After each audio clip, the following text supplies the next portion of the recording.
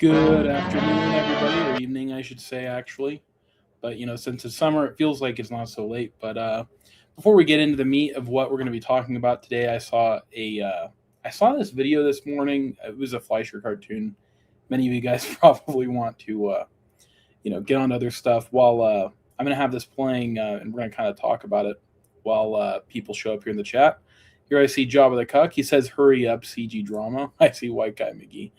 Um, so many rumors being floated around. Up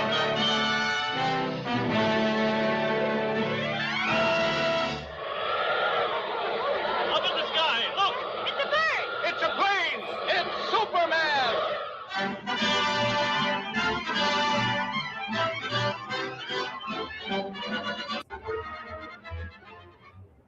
Faster than a streak of lightning! White Guy McGee says, "Better not have any of those Amish cameras in your bathroom." Yeah, luckily we Amish don't have cameras. I can't do this. More powerful than the pounding surf! Mightier than a roaring hurricane! This amazing stranger from the planet Krypton, the Man of Steel, Superman! Possessing remarkable physical strength, Superman fights a never-ending battle for truth and justice. The sky... White Guy McGee said, the no peepholes. Yeah, there was a thing where, a lot of times the girls would take not a shower, but a bath inside the river. And there was like this one spot they would do it at, but there happened to be like a cornfield right there. So, and then there's plausible deniability. As long as you set it up the right way, you could just be like, "Look, I was picking corn. I didn't know. I'm sorry." That would basically be the equivalent of that. There's a mild-mannered newspaper reporter, Clark Kent.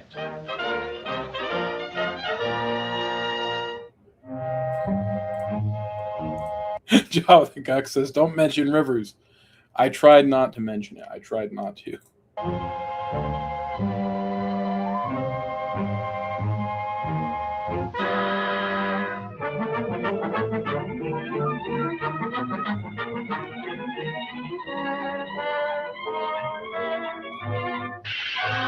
Oh no! Superman stealing.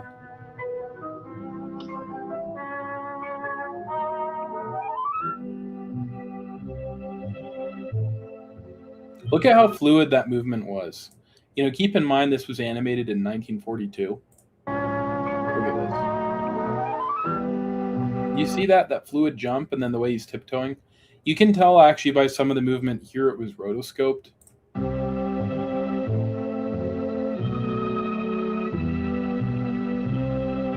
Hello, stupid. It's about time you showed up. Come on, hand it over. Okay, boss. Here it is. This guy breathes a little too much out of his mouth. You can see by the way his face is shaking. This is a swell racket, boss. And the Superman outfit, it works like a charm. Oh no!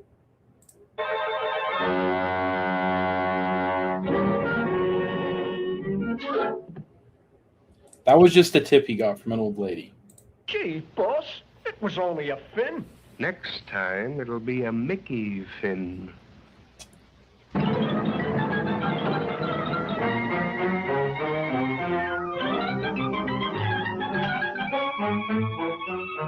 Oh no! Friend turns foe. Well, that's ridiculous. It couldn't be Superman. What do you make of it, Clark? Mo Big said, "If this animation was any more fluid, Andrew Frogo would be recording this with his phone." Hey, Oh, you man. two. The editor wants you to cover the opera tonight. I love the way Jimmy looks here. And don't forget, it's formal. Good. That was rotoscoped. Now I can wear my new evening gown. That too. That was a really fluid transition, though.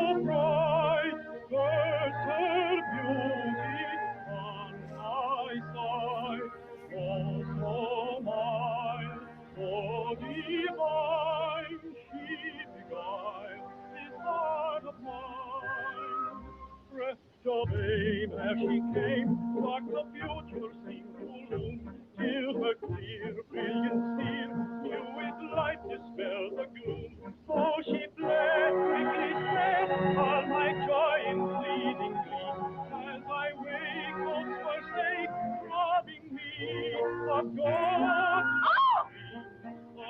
Yeah, so like Fleischer actually, for a little bit, they were kind of neck and neck with Disney, and they made Gulliver's Travels a little bit after Snow White, and a lot of people thought that maybe they would actually end up, that they would end up, beating Disney. But the one thing that ended up happening is I can't remember which Fleischer brother it was. Was it David or was it the other one, or Saul or what was his name? It was, it was some. They were, um, they were Jewish, so it was like one of those Jewish names, David, Saul. I can't remember. And I thought it, but anyway, he had an affair. That was basically what happened. So the whole thing just kind of broke apart. Nowadays, though, that would not really have much effect on anything at all. Like, you think about all of the things that the Weinsteins were doing, for years. It's just kind of funny.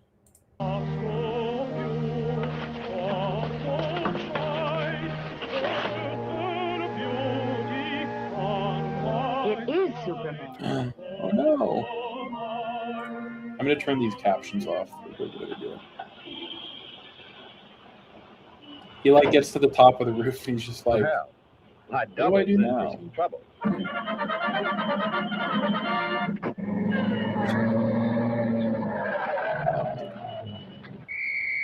Uh-oh. Let's see if he's a real Superman. The real Superman could go jumping down this.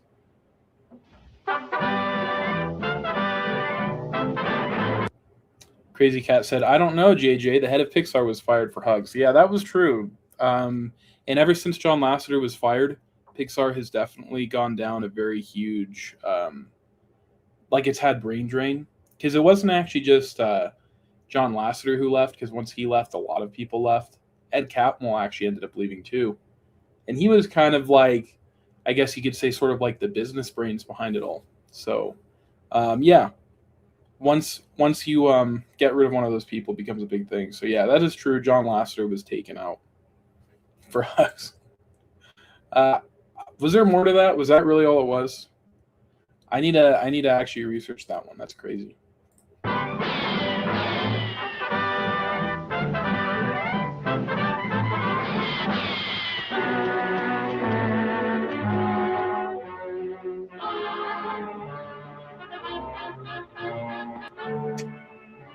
Now, wait a minute, Mr. Superman. You got me all wrong.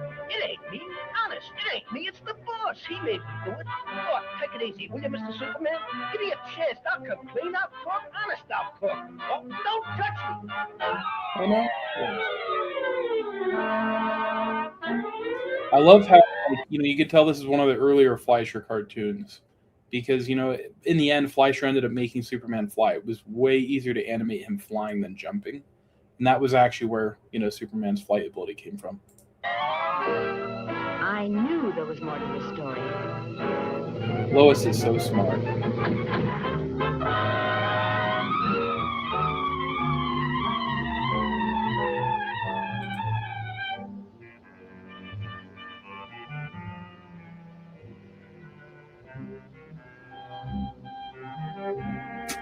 This part's so clever. Well, did you enjoy the opera?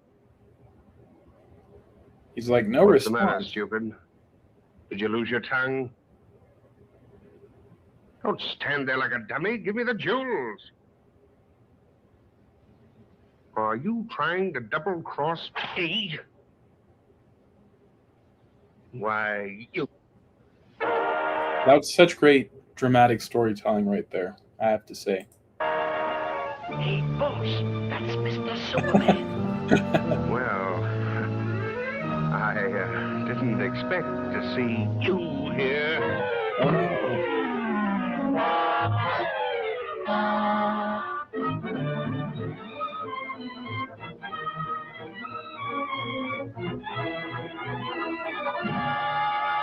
That too. I just mean that the way that he kind of dramatically built it up, right? So it starts out where he can't tell what's going on, and then slowly he figures it out. But yeah, the way he did it visually too with the lamp, where he moved the lamp and then he could slowly see his face. Excellent visual storytelling.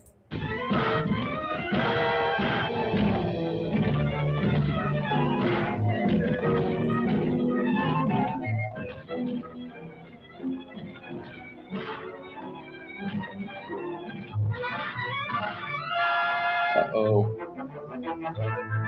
I love my favorite part about this is how they're just like it's not even, this really huge mob boss. It's just a guy who's got one lackey and they're just doing street crimes. The funny part about this is how like the guy's so dumb he doesn't realize like, hey, why don't I just keep all of it? Why am I working for this doofus, right? But then like he has this giant labyrinth. He has like these metal bars. He has this trap door that goes down. Like how big is this building they're in? And I'm pretty sure there's other things going on here, but he still, figured out that this has like a trap door. Like maybe maybe the realtor was like, "Would you like the villain suite? We have like a secret trap door that just goes all the way down, to a secret water bunker like below the foundation." And he's like, "I would love that."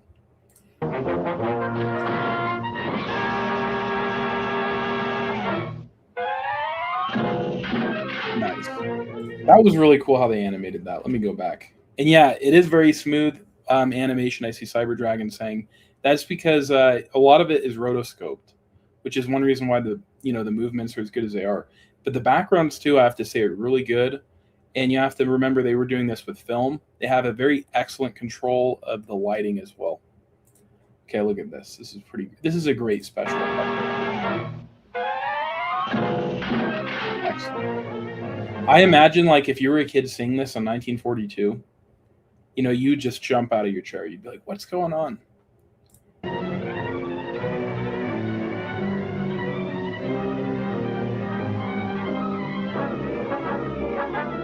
And I love like too when you look at the movements of the goon. Oh man, I can't say goon because that means something else. You see how he's kind of like a little afraid. You see how he's like hunched back. He's timid. It's like all these little subtle things that they do. Excellent visual storytelling. And then this like background here right here. This is an amazing background, overlaying like the spider web over the camera. Really cool stuff. Come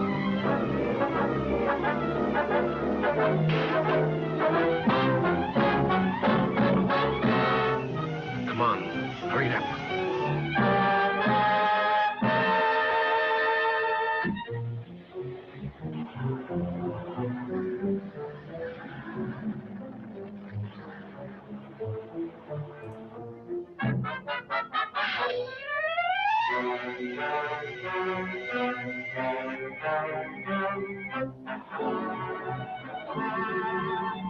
Oh no, they're gonna both collide together.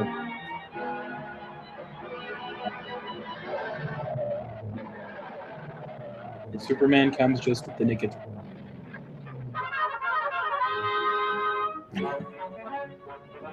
Oh, next time you play Superman.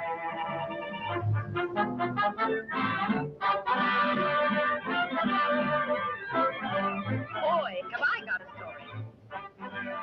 What's the matter, Bright Eyes? The opera get you down? Well, just been dreaming I was Superman.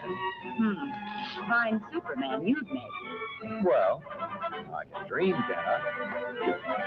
Whoa, his hat popping up like that? What does that mean? What does that mean? Well, I can dream, can I? Oh no. And then look at the dazed look on his face. Be careful, when that happens to a Kryptonian, man. You don't know. They can't control it, so. Okay, DC Comics approached Max Fleischer about doing these shorts. The Fleischer brothers were not really interested, so they just asked for a ridiculous amount of money so they could pass it on without ill will. Wow, it's amazing, and it worked. So it's like, how could you say no to that? Well, I'm glad that they did do it. This is my favorite thing that the Fleischer brothers did. I didn't know that. Thank you for sharing that context, that history, that comic book history. Just so you guys know, my producer Hans, he gave me a leaked email, what appears to be a leaked email. This is according to him, the email which, as many of you know about the Andrew Farago situation, apparently he sent an email to guests afterwards, and I have what appears to be that email, according to my producer, Hans, so I will bring that up in a little bit once we get there. Now, before we do, there's obviously a lot of really crazy stuff going on. Yeah, so like, where should I start? You guys want to start with Andrew Farago, or should we start with John Byrne? I think we should start with John Byrne. We're going to start with that. And then if we have time, we're going to get into some Toy Story stuff too. I did see Toy Story 5, and I saw like the thumbnail for a video that Pop Culture Crisis did about it. I didn't watch it because I don't like watching things before I watch them. I don't want it to influence me. But I came out with a very different takeaway than what they did. You should start with the end of the show. Yeah. So we'll start with John Byrne, I think. We'll start with John Byrne. And what's her face? Heather Anthos. Okay, so I saw this video on Twitter probably like it was a while ago. But before we get there, for some context, you guys might remember this video. This was of Charlie Kirk. Okay, so this was like a year ago, 2 years ago. I can't remember. So this girl right here, she was trying to get Charlie Kirk banned. Basically, he was talking at the college that she was at. Do you feel? And she ended up flashing her nipple a few times. And let me just kind of play it out.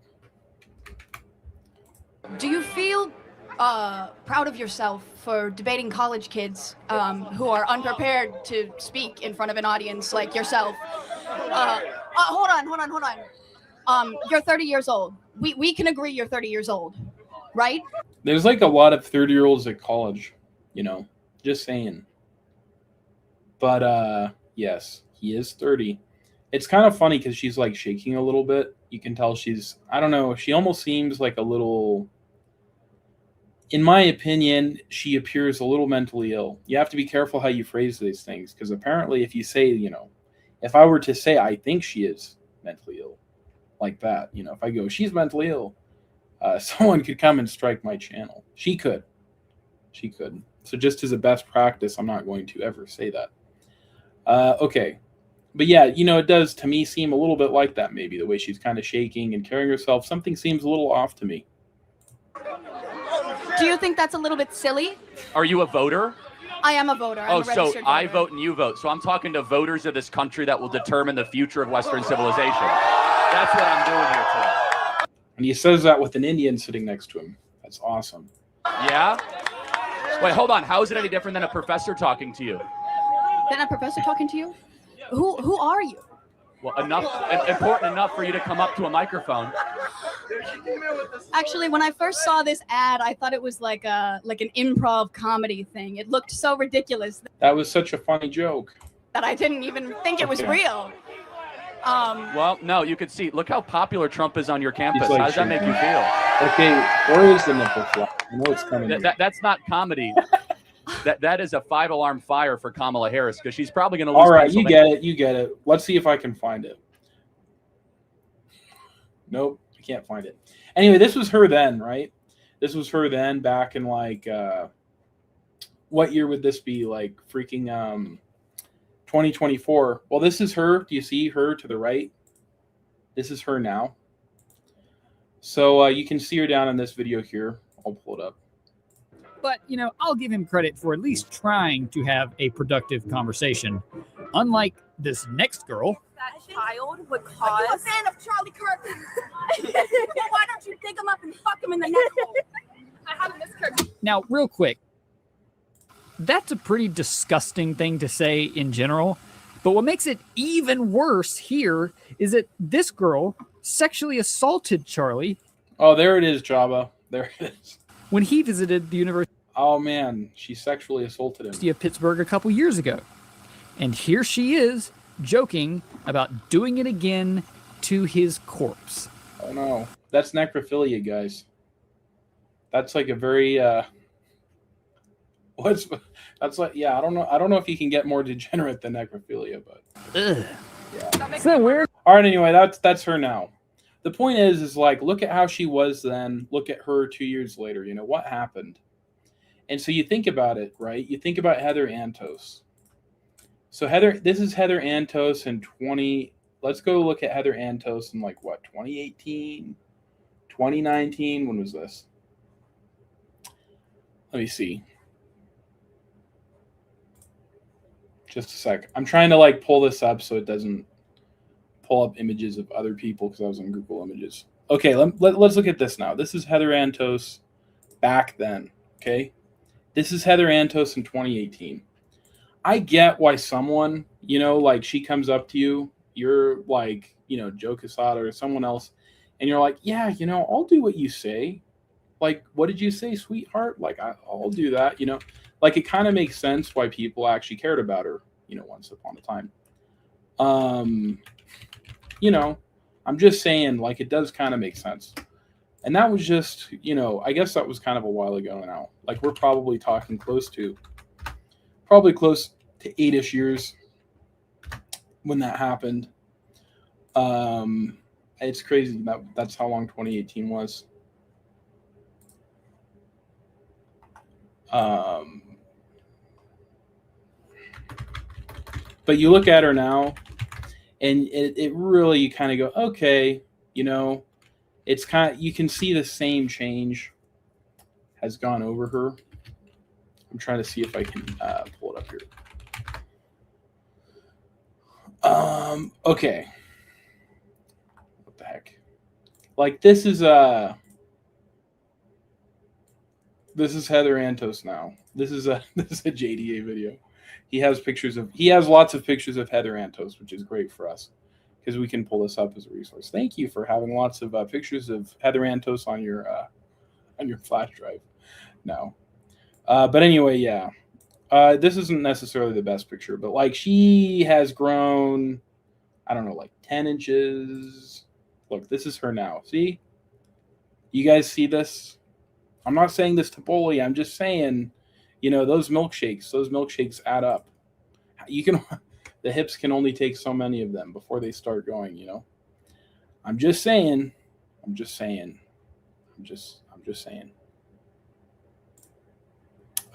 Crazy Cat said, I'm just grateful to Heather Anthos for reminding EBS there's still more interesting things than going into his internal slap fights with a fat Mexican. Yeah, I don't really think that all that stuff going on, with all those different parties, not only is it not interesting, it's not productive, JJ the whale hunter, call him Ismail. Yeah, all aboard.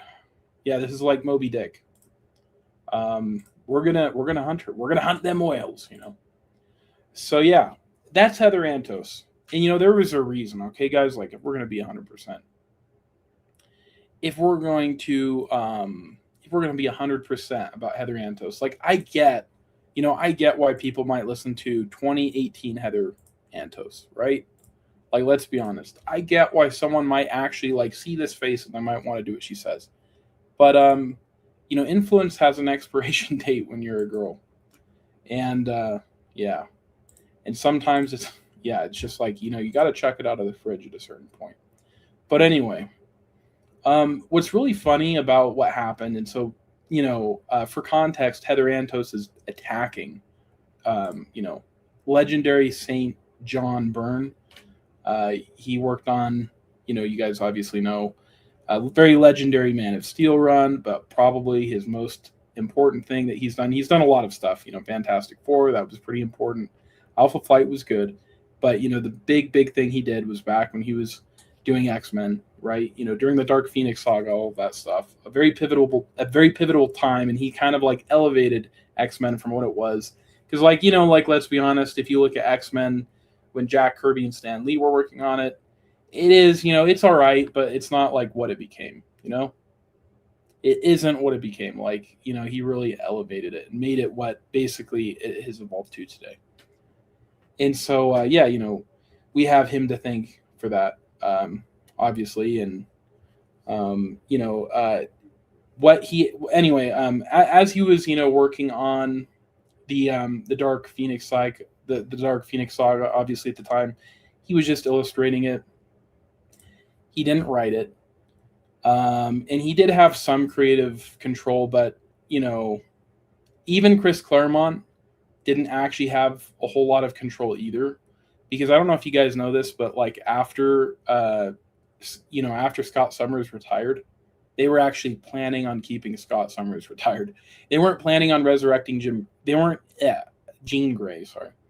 Like, when you look at, like, Jean Grey dying, that was supposed to be the end. You know, that was it.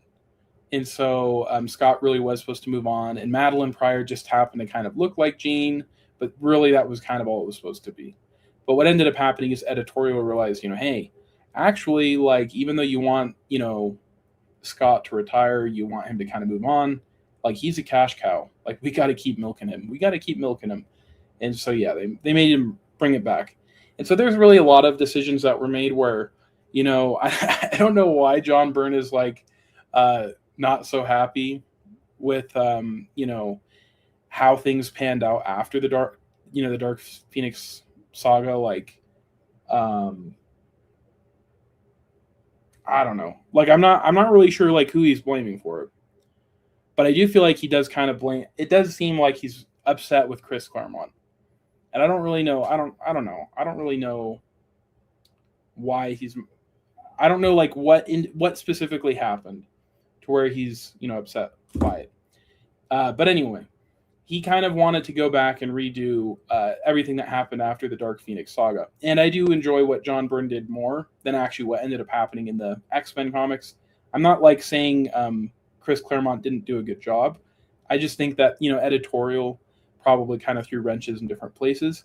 And ultimately they kind of, like, patched things together where it maybe didn't make sense in a narrative fashion, but, you know, it was kind of, like, based off of financial decisions, right? And so, you know, John Byrne, he's not exactly known for being someone who's, like, super diplomatic. And he is kind of known for being a bit of an a-hole, a little bit. Like Jim Shooter, you know, apparently was someone that John Byrne didn't really like. And I don't know if this is true, because this is like, I tried finding a primary source on this, but I've never really been able to find it. But apparently, according to many people, John Byrne, like, made an effigy of Jim Shooter, and then he actually ended up catching it on fire, like beating it and catching it on fire like a piñata, I don't know, and then burning, like, a bunch of issues of, I don't know what he was burning. I don't think it was Secret Wars, but it was something. He was burning it.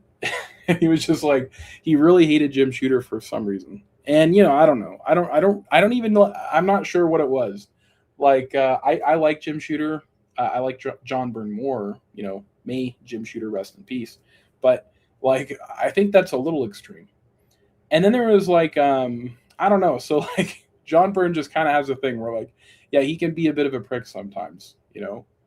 That's kind of what people say. I don't know. Like, maybe I've never actually met him, but, like, he seems like a charismatic guy, maybe. But I kind of want to know if, like, all of these rumors are true. I'm trying to think of, like, who would I know who could help me find, like, a primary source who actually said, like, I witnessed this. I saw him burning the effigy with my eyes. And there's, like, a lot of other back and forth people think that happened between John Byrne and Jim Shooter. Because where's Jim Shooter from? Philadelphia, right? And then I think that, like, when was it? John Byrne actually, like, just flattened it. Like, he destroyed it. And so people were like, oh, that's, like, him, you know, attacking Jim Shooter, like, passively aggressively. I don't know. It's hard to say, but a lot of people have not really liked. Well, I should say John Byrne is, like, you know, a little controversial because he's kind of, I guess, somewhat somewhere on the right. So someone here was asking, you know, actually, let me go here first. Okay. Someone asked here, Mike Mackey and Byrne Robotics. He said, well, John, which way do you lean, right or left? And then John Byrne responded, you know, moderate Republican. And, you know, Mike Mackey here ended up making another post a few months later. He said, as you may remember, a few months ago, I posted some comments on this new series, Liberty for All, the world's first conservative comic book. At that time, I sought your Yoda-like advice because I had heard the dirty rumor that you, John Byrne, had been labeled a conservative. And based on that, clearly an evil monster working in the wrong industry.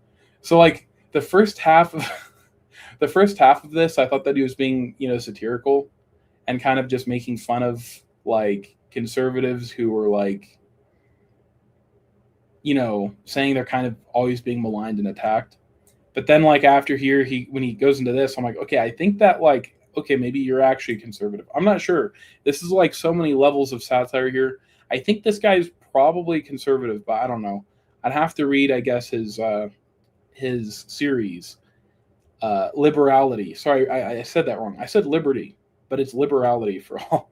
While my series, Liberality for All, is clearly a patriotic knee in the groin, the embodiment of the ultra-left, some are actually accusing me of being a closet liberal. Okay, so yeah. Now, okay, so he is a liberal, I guess. Okay. Parroting the right wing. Imagine that. This is like so many layers of meta. I'm trying to figure out what's going on. Either way, I find this kind of tacky, not super funny. So I need to make something official. I am looking to attain the title of the most conservative creator in the comic book industry. Well, John, I am here to throw down my glove and proclaim myself a bigger conservative creator than you. So there. You're going to willingly fork over your ranking or what? Don't make me challenge you to a bloody battle. Also, any suggestion on any other conservative creators that I need to challenge on my ruthless rise to the ranking of the master conservative creator in the comic industry would be most appreciated. I will travel to any said neocon creators' locations for duels, jousting, or other feats of neoconservatism strength, like environmental decimation, competitions, or voting booth rigging contests, etc. Blah blah blah blah blah. Remember when the liberals used to accuse us of that? I kind of wish we would have like been like, you know what? You're right. Like we need to stop electronic voting. Oh man, if only. We should have hopped on that. Okay, neoconservatively yours, Mike Mackey. And then down beneath it, you see Ethan Van Sciver. Do you guys know that guy? He just kind of says nonchalantly, I own that title. That's it. And then this guy, Mike Mackey's like, you're next. Like he's trying to engagement bait Ethan, and Ethan just doesn't say anything. He just responds once, to humor this guy. But then he's like, I don't really want to get into this long, spurgy conversation with you. Which is too bad because, like, the Ethan of nowadays, he loves rolling in the mud with Spurgs. I guess, it's a new hobby he developed. And then this person just said, look at me. Basically, I'm an attention whore. Okay. That's funny. Yeah, so that's basically, a little cool comic book history. I've actually been meaning to show you guys that for a while. I thought it was kind of cool. So that was back in 2005. I just realized I didn't have this on the screen, did I? I was just talking the whole time. I just basically Matt Barred myself. That's very embarrassing. That happens when you go a long time without streaming. But yeah, anyway, this was basically just this long spurgy message, and then here's Ethan Van Sciver responding. And then this person down here is saying, look at me, I am an attention whore. So yeah, that's that. Okay. So yeah, like let's kind of take a look. Let's kind of take a look at like this post here. So this is John Byrne. This was posted on this was posted by Rich Johnston. So what happened is, you have basically the washed up. You have a washed up. Oh wait, my bad. Wrong article. I was jumping to the wrong story here. You have a washed up. You have a washed up Heather Anthos where she's just begging for relevancy. And the thing is, and this is what happened with J.K. Rowling too. People say like with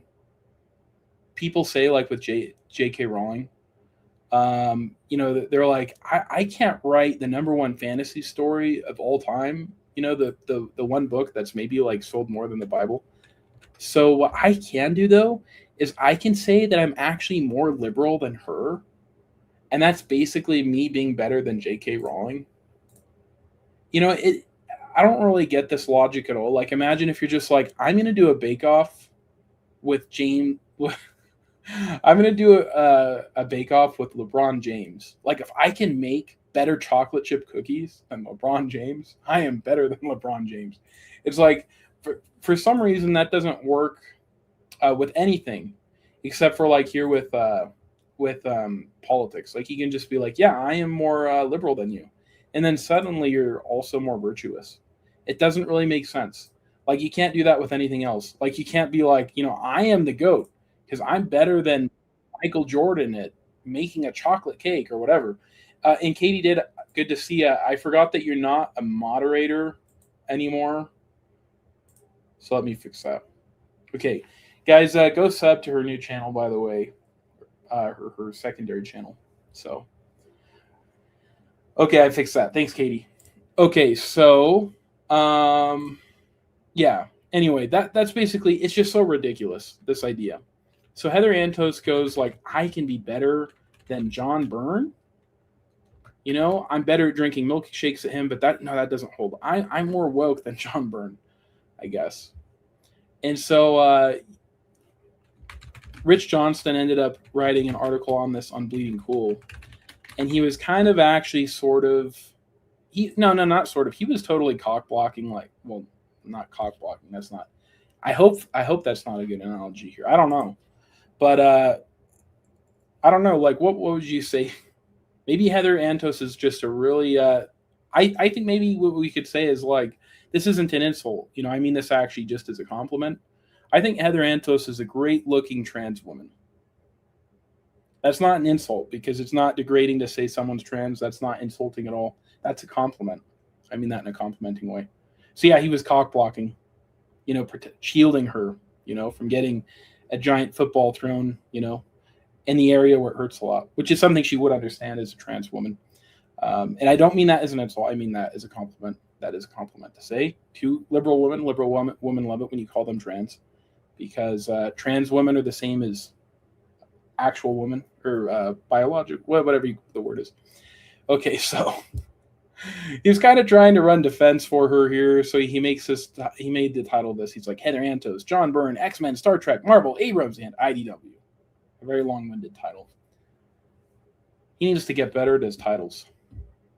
It's just like all these keywords, not really anything. Like, it's not, you know, it's not like, I think that he does this thing where in order to pretend that he's objective, like he'll structure his articles in a way where he's clearly not.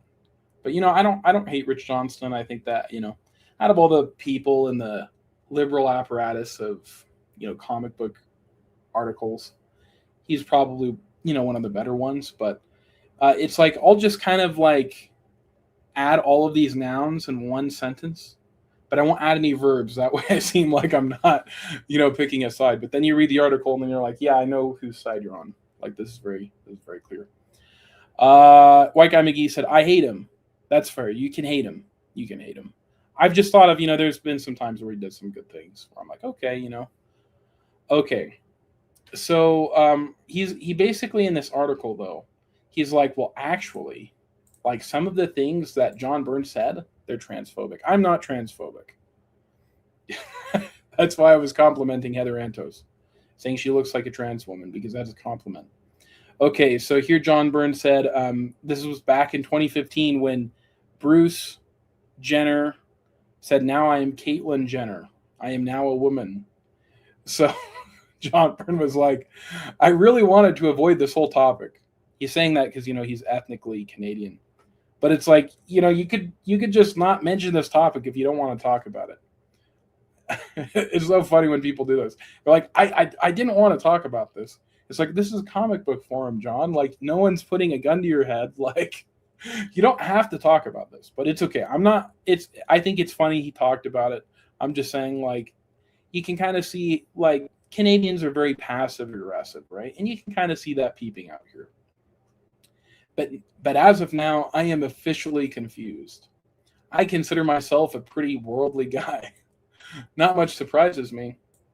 But I just read that Caitlyn, and he's putting that in quotes, that's probably like the most offensive thing that he did to them, is foregoing the unkindest cut of all. Yeah, she didn't chop her dick off. She's keeping his penis. It's so hard to read. Sorry. And the funny thing is, I've already read this today, and I read it yesterday too. But it's just, oh man, he's keeping. Let me restart. I consider myself a pretty worldly guy. Not much surprises me, but I just read that Caitlyn is foregoing the unkindest cut of all. She's keeping her penis. So explain this one to me. How does that make her something other more than a man in drag? Seriously, inquiring minds want to know. And you know, some of the people, they're like obviously agreeing with him. This person down here, ding, ding, ding, ding, and we have a winner. This person, Matthew Wilkie, he's like, how does this make her something other more than a man in drag? Because she is living her life as a woman. That's a bit different to being a man in drag. Okay.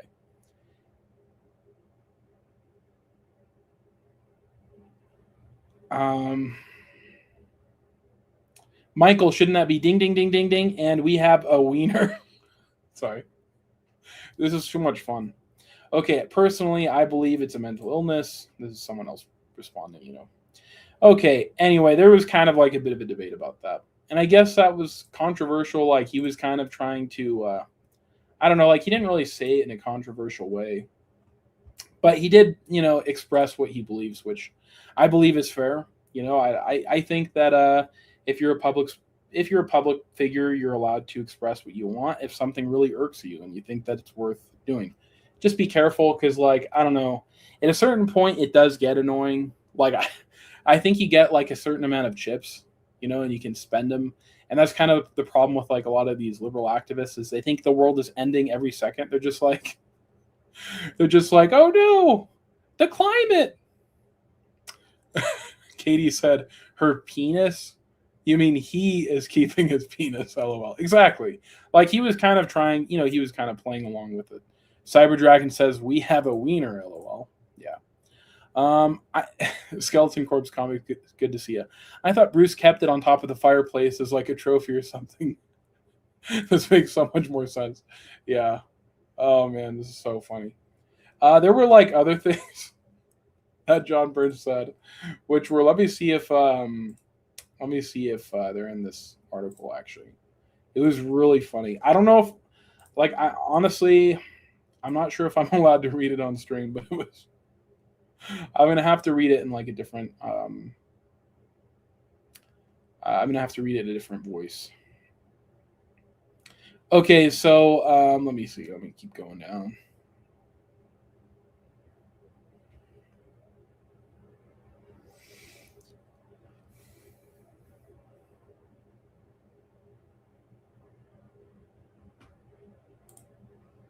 I love like the way that you know, Rich Johnston is narrating this. Because like when you look at it, let me pull this up. He's like, given his previous discussion, his own message board may not have been the best place to do this, but some, such as the creator of the TV series Eli Stone, Arrow, and Legends of Tomorrow, Mark Guggenheim, did have a go.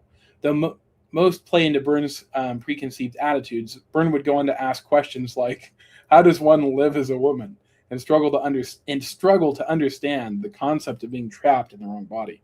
It's like, it's funny the way he says struggle to understand, like, this is teaching 2 + 2 = 4. Because now what you're actually trying to teach is 2 + 2 = 5. So it's like, I don't know if it's like struggling to understand is the best word. I don't know. I think the better word would just be like, he knows it doesn't make sense. Okay, so let's look at this one. Mark Guggenheim. What did Mark Guggenheim say? Mark Guggenheim said, this is actually very simple. Dressing in drag is different from being transsexual. Being transsexual means having physical gender different from your psychological gender. So, like, I think I'm a man, and I am a man. Or does he? I don't know. What's Mark Guggenheim's psychological gender? I'll have to ask him. A woman trapped in the body of a man. It's just a psychological thing, not a physical thing. That's why Caitlyn can be a woman despite having a penis.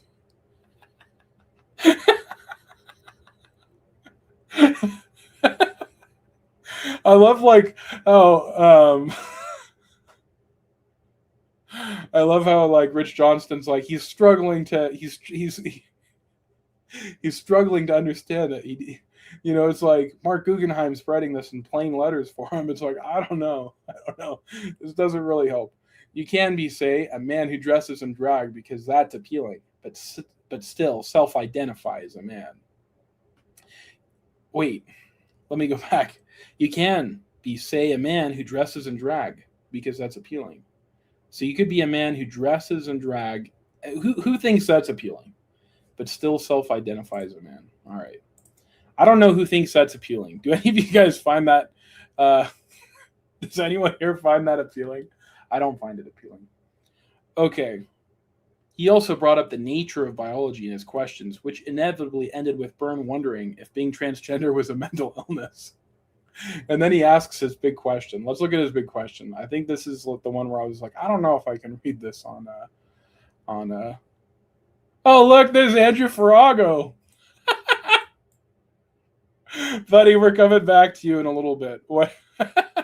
This is so good. Okay, look, sorry. Andrew Farago right here.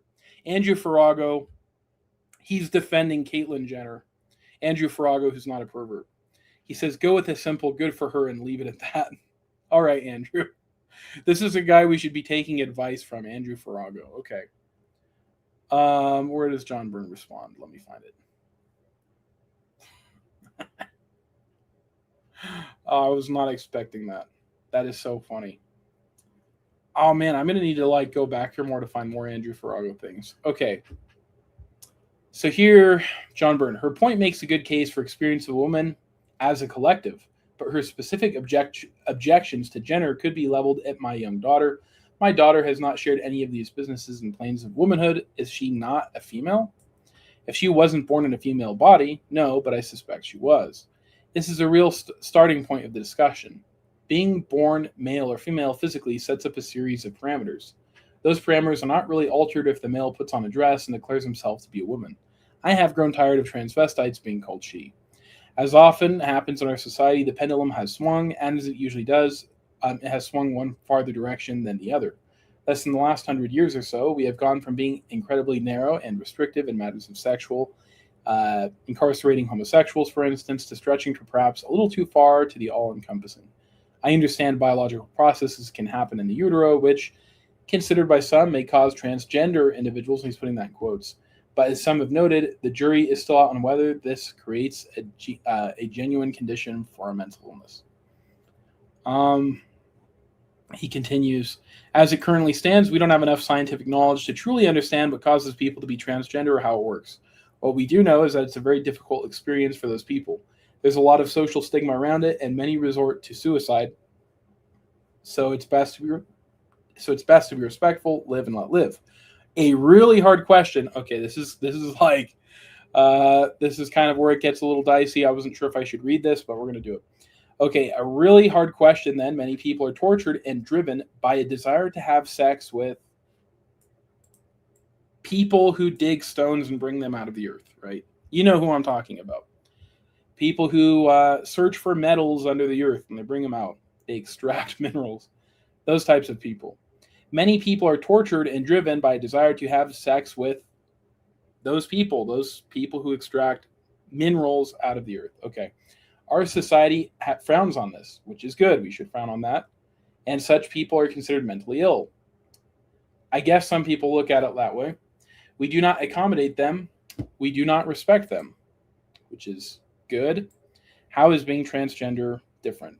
Given the twists and turns have happened in our general understanding of how the brain and mind work, still a work in progress, how difficult is it to imagine a future in which it will be determined without the doubt that transgender is indeed a mental illness? How will we feel about all those people who, instead of actually helping them, we encouraged in a program of self-mutilation? This is a long road, and so far we have barely taken a step upon it. Christine Jorgensen was half a century ago. How much has changed? I think it's good. I think we should let them chop off their genitals. That way they can't reproduce. Not for that reason. It's so they can affirm themselves. I'm just saying, do we really want to stop these people from doing that? Like, what if people who were, people where they were, always, what's that called? Where you're always stealing. If they're like, I'm just going to make it so I can't reproduce, I'd be like, okay, kleptomaniacs. Like if kleptomaniacs were going to be like, I'm just going to make it so I can't reproduce anymore, I'd be like, all right, I guess. You know what I'm saying? Like, it's like, all right. So I'm actually in favor. You can call me a total ally to the cause if these people want to chop off their parts after they're an adult. You know, minors shouldn't be doing this. Then go for it, you know? I'm just saying. All right. Crazy Cat said he just named the person on the movie Glenn, or Glenda was originally supposed to be about before Ed Wood decided to make it about himself. Yeah.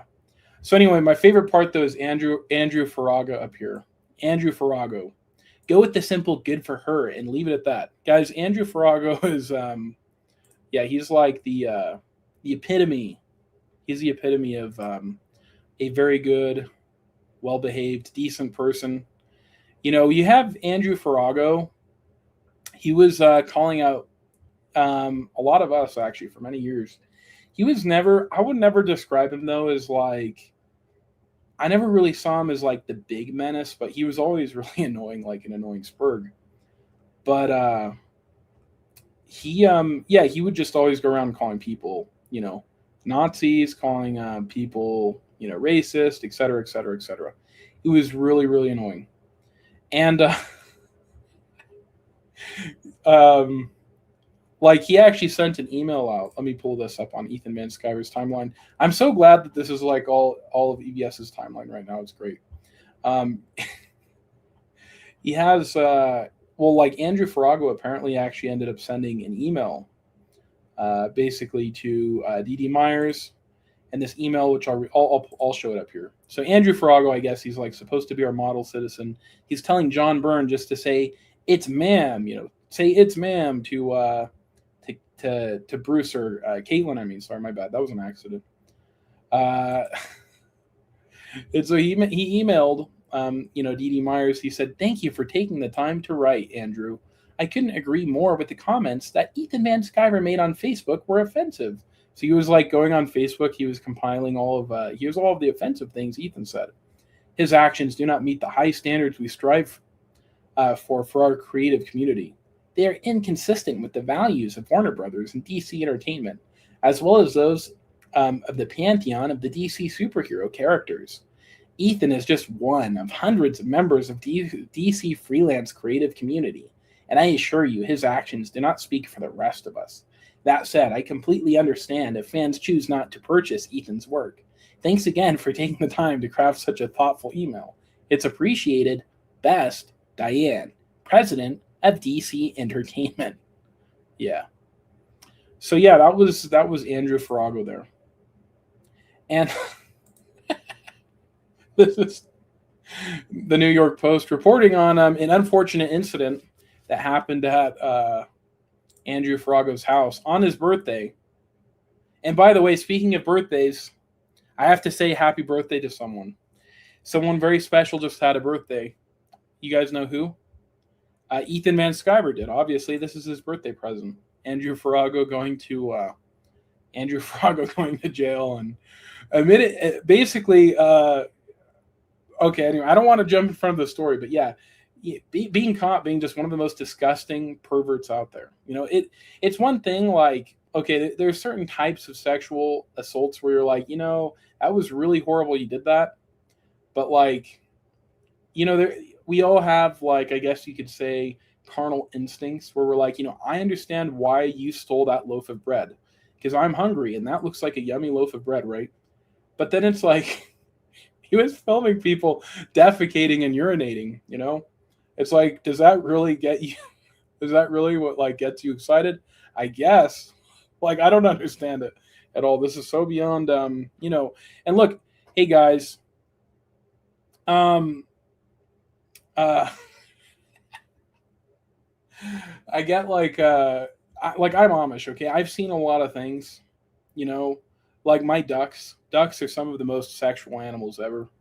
I've seen ducks abuse every type of fowl that exists. You have to keep the ducks away from the chickens. They'll kill the chickens. But, you know, ducks will attack goats if you're not careful. You know, I'm just saying. Crazy Cat said, it was actually Scribe's birthday. Is that what that says? It was Scribe's birthday?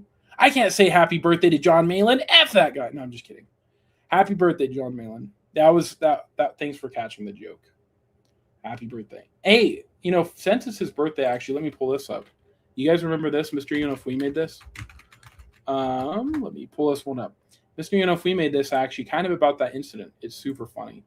About the John Malin birthday incident. Let's see if he still has it. The thing is a lot of Mr. Unifui's stuff. Actually, it seems to all be here. Let me see. This is a great one. Okay, got it right here.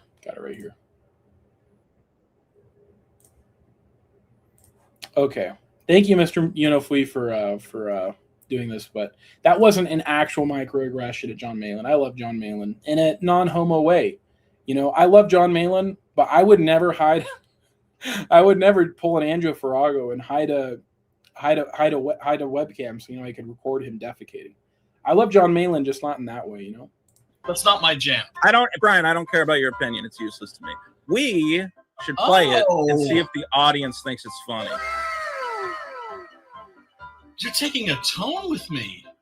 You seem at a loss for words. You're going to lacerate me with your rapier like wit now. Is that it, bro? Yes, I'm going to lacerate.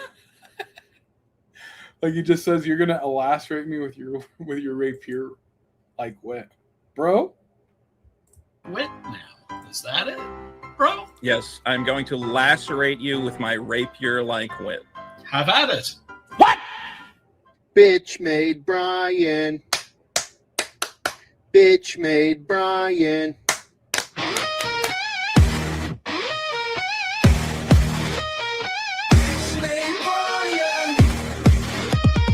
Brian, you expose yourself, feminine vibe. EVS called you beta, ain't no need to hide. Just stop it, man, don't drag this out. All this drama's only making you doubt. You got a cool comic, yeah, I'll cop it soon. But your behavior won't stop me from dropping that tune. No fake reviews or petty tricks from me. Just do your thing, man, and let it be. This looks dumb, can't you see the play? Every second you keep going, more slips away. Potential customers gone, they ain't gonna stay. While you moralize against someone who won't sway. Bitch made Brian. Bitch made Brian. Bitch made Brian. Bitch made Brian. All right. So anyway, down here, Crazy Cat was like, remember when Mr. Burger was going to tear Dick Masterson and EDS down? I guess he got hungry instead. Yeah, actually thinking of that, he did say like he had 2 Comicsgate Kings who were going to quit. And then he was like, they're going to quit. They're really upset. I was thinking about that. I don't think he was lying. I think one of the ones he was talking about was probably Paul. Like, I think Paul was probably talking to Mr. Burger, which is really funny to me. I could have just, I wish that like Mr. Burger could have animated his show and he could have had like Paul Revos in it or something. Or whoever it was. Maybe it was Jimmy Reyes. I don't know. It would have been so funny. But like, yeah, I guess he never got it. I see Cosmic Vader. Thank you. He says, shout out, subscribe to JJ Trujillo Writes. Number 1, Amish, Hispanic, soy free, keto, high tea badass, trash sifter, author, subscribe and send money. Also like and share. Thank you. I appreciate it. Yeah. So anyway, yeah, that's basically, that's what I think about with Mr. Burger. Okay, but let's go back. Let's go back to Andrew Farago. I feel like if you're a website and you're a website called The Comics Beat, you shouldn't be writing articles like this. The Comics Beat should not be writing articles about Andrew Farago filming people in the bathroom. So let's read the details. Andrew Farago reportedly arrested for videotaping party guests in the bathroom. Crazy Cat said, would Paul really talk to Mr. Burger? He might. I don't know. Yeah, it could have been Rob Hunter too. I don't know. I feel like it could have been. Yeah, because Paul's clearly talking to a lot of those people. It's kind of funny. I don't have anything against Paul. But he has something against me. You guys remember when he was like going at Ethan a few weeks ago and Shane? And who else was he going at? Before he went at them, I was patient zero. Like he wrote like this long essay. And I was just like, okay. It was like responding to like some Twitter exchange between me and Student of Grodd from like 2 years ago. And I don't know. I was just like, I don't really want to fight with Paul, you know? But Paul actually kind of seems to me to be someone who really likes to kind of like get in the mud. Because like when you think about it, he's a guy who contacted Ethan. Like he told you, hey, Ethan, I want to come on a trash cast, you know? So it kind of seems to me like he would be, you know, someone who'd jump on that. He likes plausible deniability though. But yeah. Spill it. You want me to pull up that message? I don't even know where it is. Like it would take me a few minutes to find it. It doesn't matter. He was just basically, he was like calling me a stooge. What else did he say? He called me a lapdog. He called me, he was like, yeah, but like he did it like in a passive aggressive way. So Jabba says, I know why Paul hates you. Why? Why does Paul hate me? I don't know why Paul hates me. I was nice to Paul. I had him on my show once and I thought we were friends, I guess, but I guess not. It wasn't even a DM, dude. It was like a tweet. Like he made it public, okay? My DMs with Paul, there's like 5 of them. You know, it was like, here's a link to my show. You know, I don't know. Whatever. Okay, so yeah, so here's Andrew Farago on Comics Beat. Okay. Andrew Farago reportedly arrested for videotaping party guests in the bathroom. Intense Shifter, what is this you're posting? It disappeared. Yeah. Don't do that.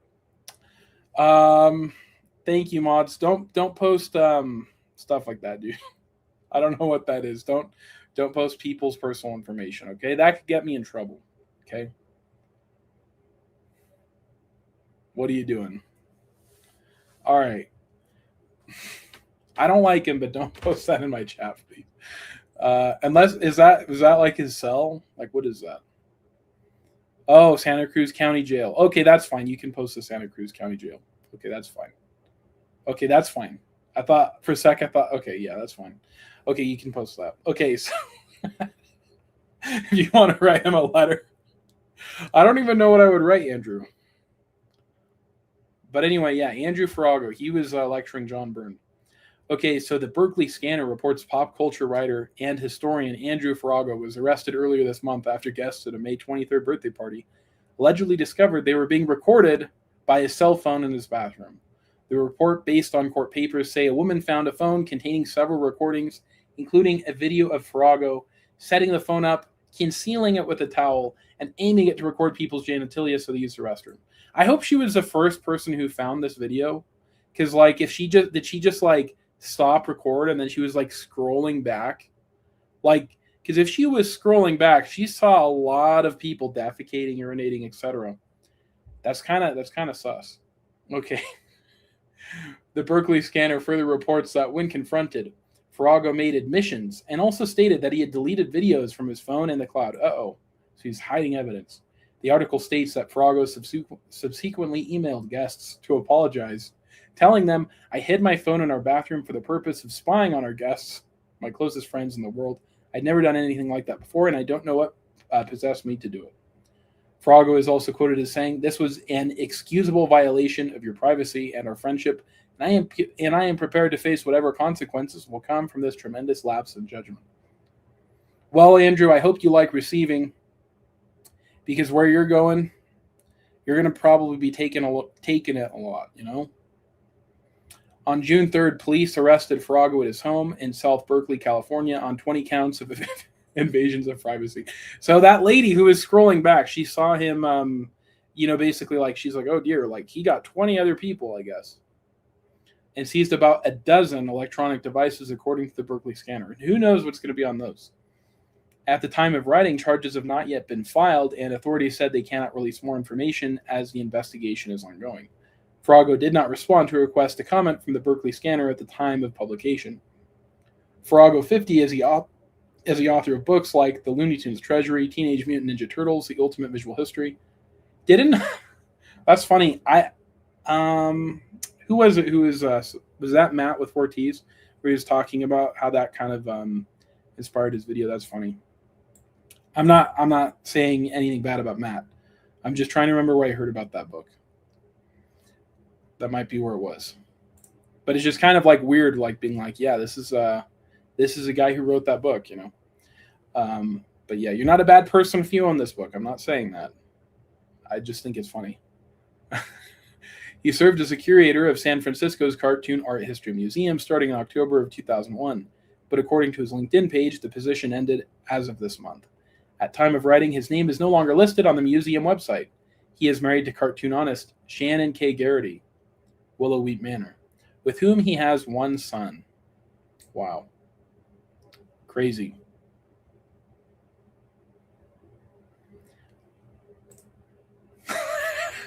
Java the Cuck said, every time he sits on the toilet, he'll remember what he did. That's right.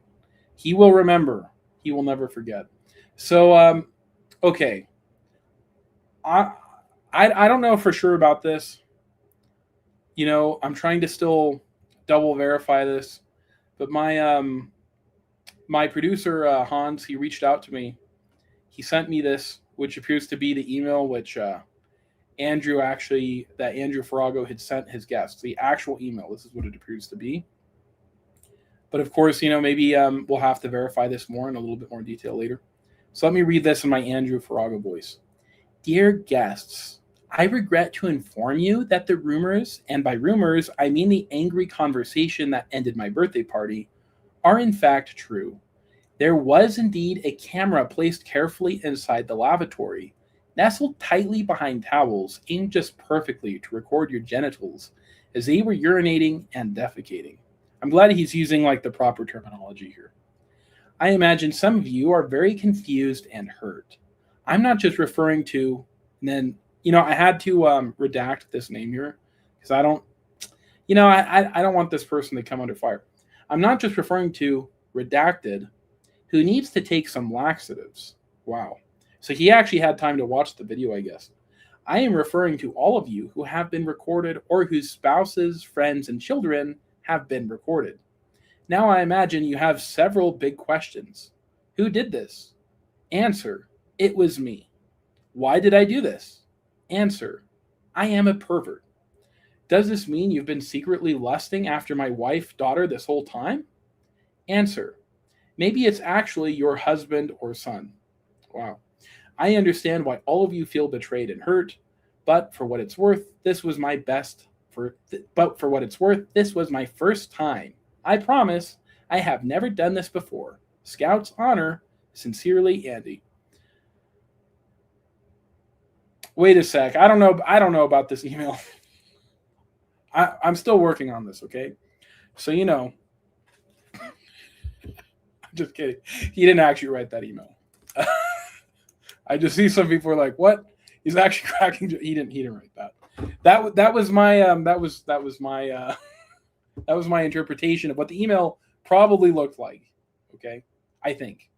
I don't know. My producer Hans sent it to me, so I'll have to double verify. Let's see. I always forget how to say your name, Storm. I don't believe for a second this was ever a scout. Yeah, I don't think he was ever a scout. But anyway, that's probably what his email said. I think, probably. So, anyway, oh man, such a dumb. Okay, anyway, such a dumb gag. Sorry, I had to subject you to that.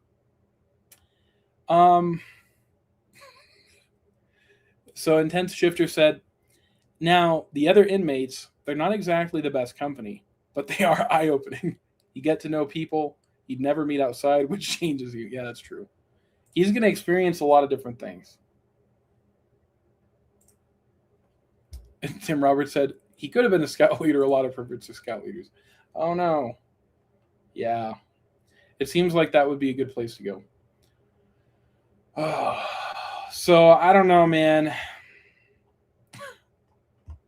Like, I just see, I saw this post here by Clownfish TV. So let me pull this up for you guys. So Clownfish TV, they kind of joined in on this. I appreciate that. Out of all of like, those channels like that, Clownfish is the one that I like the most. I feel like sometimes though it does get a little grifty, but it is what it is. Clownfish said, to the best of my knowledge, Scott Adams didn't film kid. Oh yeah. So anyway, here he's showing this Andrew Farago article. So Andrew Farago writes, I have no mouth and I must scream at black people. Scott Adams, 1957 to 2026. And then Neon's just like, to the best of my knowledge, Scott Adams didn't film the kids using the bathroom. Yeah, didn't film kids using the bathroom, which is pretty true. I don't think he did that. But it's kind of crazy when you click on the article because it's just like, they always say don't punch a man when he's down. It's like these people are like, they were waiting for Scott Adams to die so they could just like bounce on him. It's so horrible. It's like, why? I don't know. Pretty messed up. So let me pull this up. Here we have Andrew Farago's article. I have no mouth, and I must scream at black people. Scott Adams, 1957 to 2026. So, yeah, basically in it, this whole time, he's kind of just talking about, like, instead of talking about, which is, I think is a little weird. It's like, if you are a comic book historian, why would you not just want to talk about his comics? Like, there's a lot of people I don't like Mark Waid. I don't like Mark Waid. But sometimes I'm like, I got to give the man credit for what he's good at. Like, if I'm going to be talking about Kingdom Come, like, that's great. Like, that was pure art. Great work, Okay, Crazy Cat said, you're not letting EVS exploit you for free labor, are you, JJ? As your manager, 10% would be much less costly. Yeah, I haven't made that yet. I should get him to like send me like $10, That's a fair point. But anyway, yeah, like down here, you'd think that, he could kind of take a moment to say, he could take a moment to say, like, yeah, here's some things that Scott Adams did that were good. Like, he's a controversial figure, but, hey, like, whatever.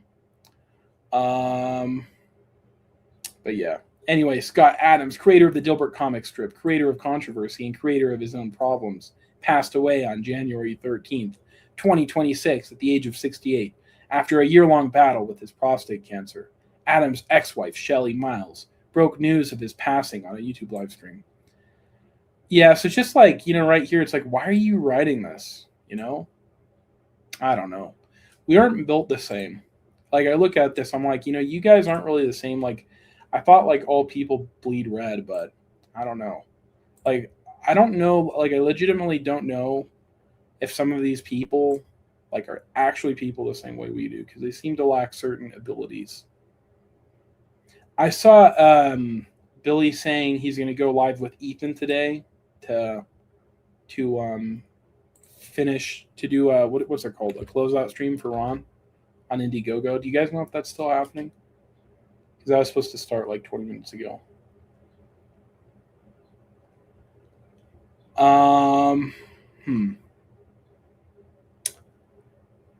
This is funny right here. This is like changing the pivot. I just see this comment from One Gun. He said, if I have blocked you, that means you are Comicsgate. What the? What's going on with One Gun? The last I saw of One Gun, he was like, he was saying that he was calling the Australian embassy about Liam, which I'm like, I don't know, man. It's like, I get like Liam maybe bothers you, but if you're calling the Australian embassy on Liam, I think that like you're going to end up like they're going to hear you and you can call Liam a spurg all you want on the internet. But if you call the Australian embassy, and I don't like that he struck Katie's channel, but it's like you call the Australian embassy, it's like you're the spurg, So I don't know. There's something weird about that. I don't know what's going on here, but yeah, it's like I'm blocking you if you're Comicsgate. Okay. Well, I guess. Intense Shifter said he was in the hospital high as F. Still, like, I don't know. If I was like super wasted, I would never be like, I'm calling the Australian. Like, if he was high as F, how was he even able to find the Australian embassy's phone number? I just imagine, though, like, you're the person, like, receiving the call. You're just going to be like, what the? Like, that would be kind of like a fun conversation to hear. But, I'm not for that, not calling. Like, if you suspect an actual crime or whatever, go ahead and call law enforcement. But, like, I don't know. Don't call, like, agencies on people. Anyway.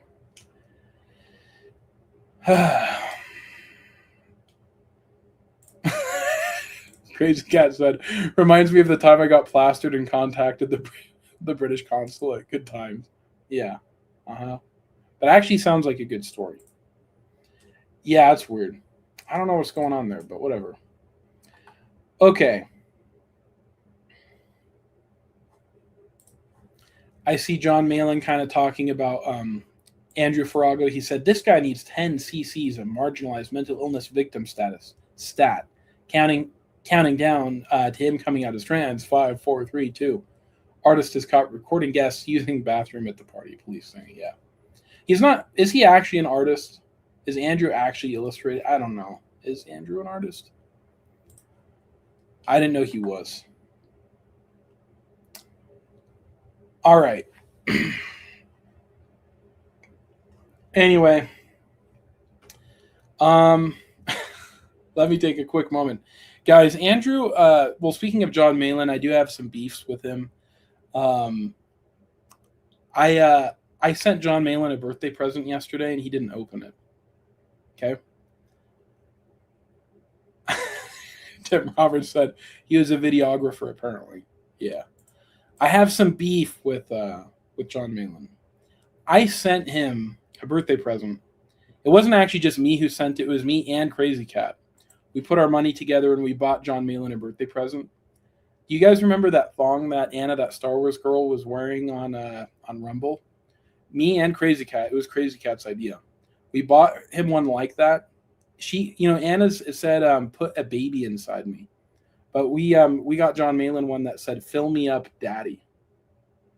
And we also put in we put in a wad of like $300. That way he would put it live on while he was streaming on his birthday stream. He didn't do it, So no balls, I guess. But it's like I thought we were, this was our birthday present we got you, John. Like, happy birthday, I guess.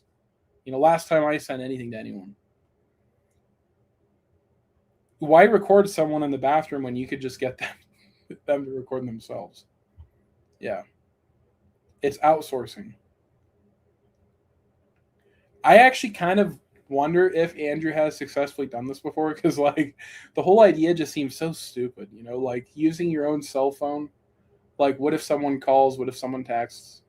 What if it's just like people will tie it to you? It's like so dumb, and it's gross. It's like, out of all the things that you get you off, it's like people going to the bathroom, I guess.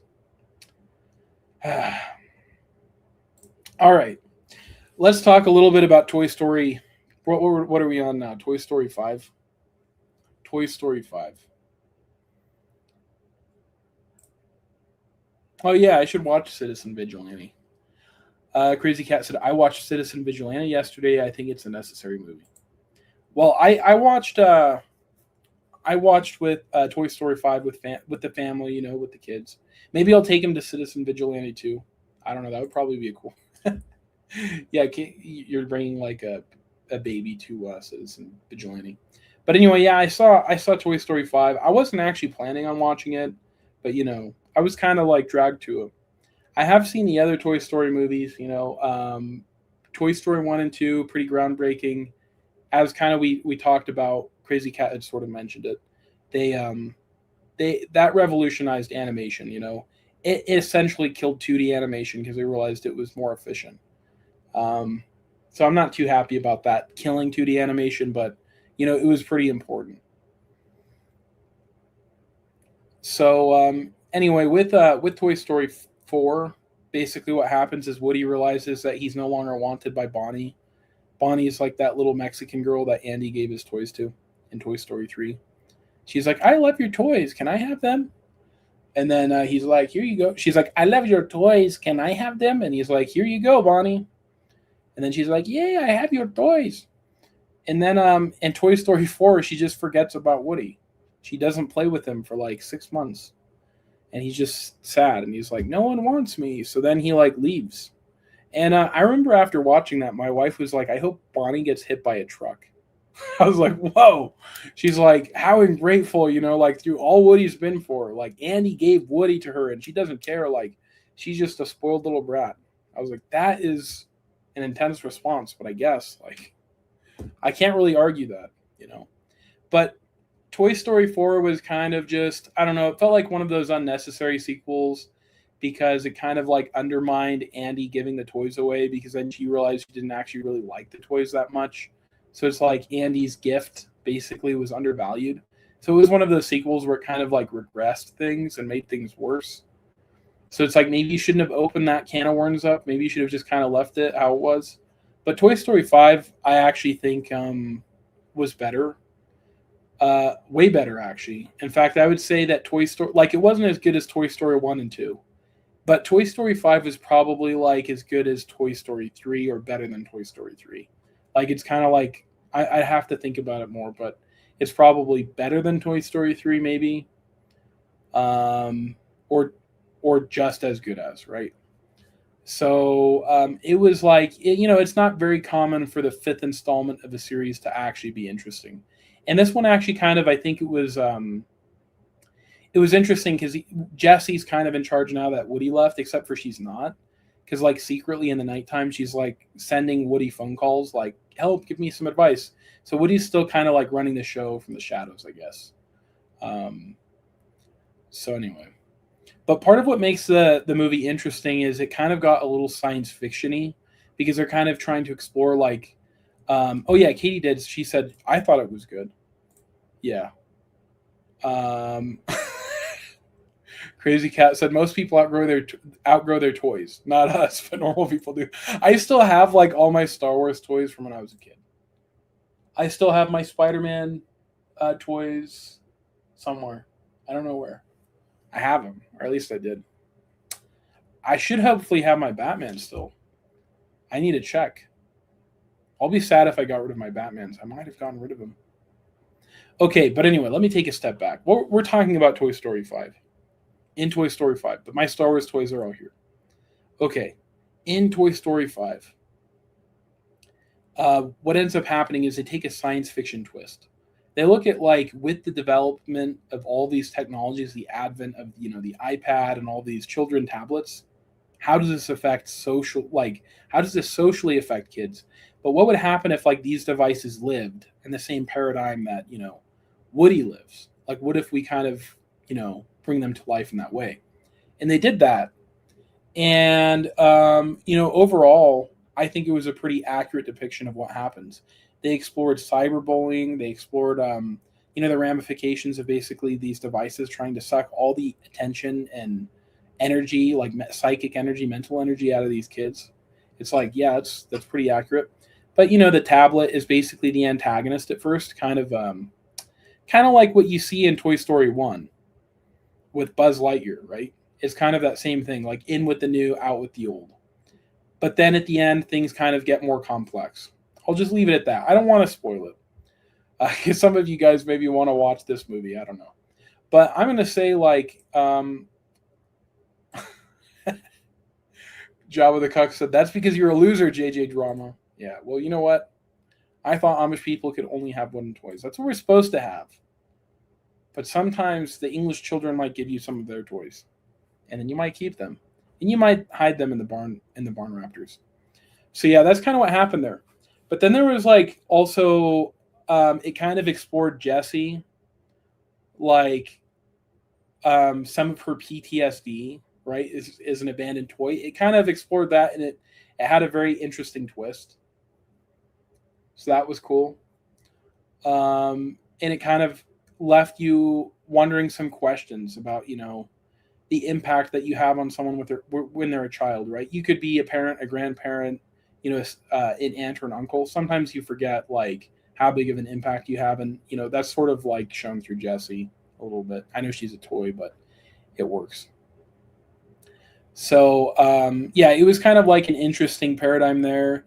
They explored a lot of stuff, and I think that like they kind of redeemed what happened in Toy Story 4 a little bit, because Woody still kind of ends up coming back in the loop. And so people who go like it's woke because Jessie's in charge, well, I guess like the other person who could have been in charge was Buzz, instead of Woody, which is I guess. But like Jessie was always pretty commandeering. Like she's kind of one of those women where she likes to be in. She likes the illusion of being in charge, but at the end of the day, like she'll always come back to Woody and ask for help. So like Woody's still kind of in charge even though he's not there. And really they had like 3 different stories. So they had this story with Bonnie, then they had a story with another girl, and then there was like a group of all these Buzz Lightyears where they got abandoned in a shipping crate somewhere. And so the 3 stories at first seem completely different, but they all end up converging in a really interesting way. And so at the end of the book, at the end of the movie, there was like, I would say a really cool ending. Like it worked out pretty great. So, so people who are calling it woke, what their logic for it, I'm guessing, is that Jessie was kind of in charge a little bit, but to me that kind of makes sense because she was always really bossy and kind of in your face.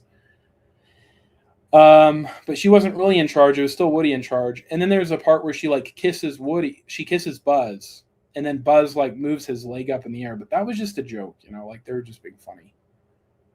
Like, yeah, I don't know. That was it. So like, are they going to say Buzz is like transgender now? I don't know. Let's take a look at what they said about this on Pop Culture Crisis. Because they made a video about Toy Story 5. They said, don't take your kids to it, which I think is a little surprising. I actually think it's okay to take your kids to it. And I actually have kids. The people on Pop Culture Crisis don't. So, okay, let me read your comments. Katie Did said, it doesn't look woke to me. You're right. I don't see, like, what are they talking about? Where is it, what was woke about it? Crane Style said, remember when Buzz Lightyear was a slinging, snorting, was slinging and snorting coke in the 70s? I don't remember that, but that looks pretty cool.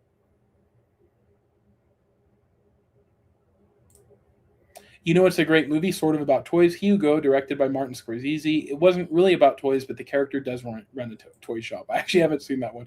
Is that like a gangster movie? I don't know. But yeah, I'll look into that. Crazy Cat's got a pretty good, I would say, pretty good sense of like what's a good movie, what's a good comic. Okay, so here we go. Pop Culture Crisis. They say don't bring your kids to it, and you see a shocked, horrified Jessie. One thing that did make me feel super old though is you could hear how Jessie's voice was like aging. You could tell she was. Toy Story 5. You can also hear that too with Rogue in X-Men '97. It makes you feel really, really old. You're just like, holy crap, like so much time has flown by, I guess. Toy Story 5 is supposedly setting box office records thanks to lady inflation. Variety published a report on Sunday morning about its box office return, saying it scored the year's biggest debut with $160 million, shattering franchise opening weekend records. Said it ruled in North American theaters, landing on the higher end of expectations while securing the biggest domestic debut of the year over Universal's Super Mario Galaxy movie, which got $131.7 million. The animated sequel also ranks as the largest start in Disney and Pixar's Toy Story franchise, not adjusted for inflation. Correct. Supplanting. Yeah, and movie tickets cost a lot more now. They're like, what, $15, $17? Okay. Thought on my long comment about Toy Story 5. Did I miss a comment here? Okay, let me look for it. I see you saying it doesn't look woke. Okay, I see it now. Thank you. Sorry about that, Katie. My apologies. I think it's going to make parents realize the tablet isn't parenting, and over time it will affect their development. Toys give kids to use their imagination. Tablets take that away. Yeah, let me reread that again. And this is a great comment, by the way, and I agree with it. I think it's good to make parents realize that the tablet isn't parenting. Like, there are all of these people. Katie did. I know you've seen this, right? Where you'll be at a restaurant and you'll literally see a mom and a dad. They're at a restaurant. They're not talking to each other. Dad's on a phone. Mom's on a phone. Kids are all on a laptop playing Angry Birds or whatever it is, right? That happens all the time. And like a kid cries, what do? Give them a tablet. Like, you don't change their diaper, just give them a tablet. It's insane. Okay. I think it's going to make parents realize that the tablet isn't parenting and that over time it will affect their development. Toys give kids to use their imagination, and tablets take that away. It's like the latest car movies, how the electric cars advance more regular than the regular race car. Yeah, and you know what else, Katie? I think that the other thing about this is that, how should I word this? Living in the world post 2020, basically we've psychologically broken an entire generation, or maybe like multiple generations. Because, even when you go to my generation, this is people were graduating, right? People missed their graduations, people missed funerals, people missed weddings. Like, all of this happened actually, like, with me, in my age group. We were not allowed to go to graduation. You weren't allowed to go to this, go to that, etc.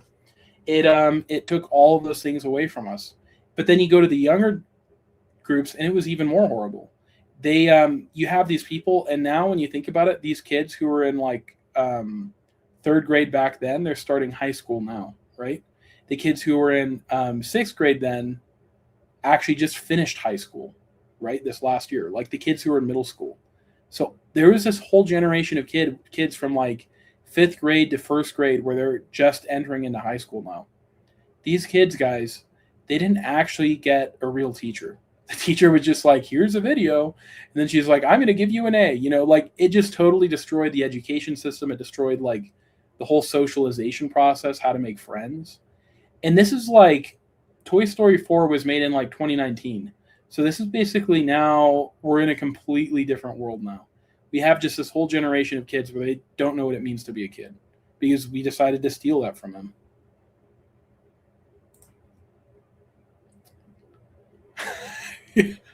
Yeah, Dick Masterson, when he was going after Brett, and then Ethan didn't want to laugh at that. I like Brett too, but yeah, I don't know. Dick really hates Tim Pool because there was like something happening to Tim Pool was kind of on whatchamacallit side. What was the name of the guy who used to have the biggest problem? Why is this escaping me? The guy who founded it, that liberal guy. What's his name? You guys know who I'm talking about. Anyway, when he separated from Dick, Tim actually kind of went on the other guy's side. The record set by 20. Katie said, "Amen, Gigi." Thank you. Yeah, Maddox. Thank you, guys. I was trying to figure out his name. Maddox. Thank you, guys. Yeah, Maddox. But yeah, like this whole generation, we just poisoned them. We ruined them. We took over all these opportunities, and they're never going to get them back. And this Toy Story movie was actually exploring that. It was kind of talking about how can we heal this broken generation which we've destroyed. Like, we're going to see the effects of this for the next 90 years, 19's Toy Story 4 with 120 million. So, and it scored the second largest animated opening weekend in history, behind only 2018's Incredibles 2 with 182.7 million, which I assume is also not adjusted for inflation. Yeah, exactly. So $250 million budget before marketing. I do think this one will get to $1 billion. Obviously, Super Mario Galaxy legged it out. And some guy said, "Do you give those kids cool Amish wooden toys like Cutball?" Yeah, but you know what's better is Horseshoe, because that's actually like a really social game.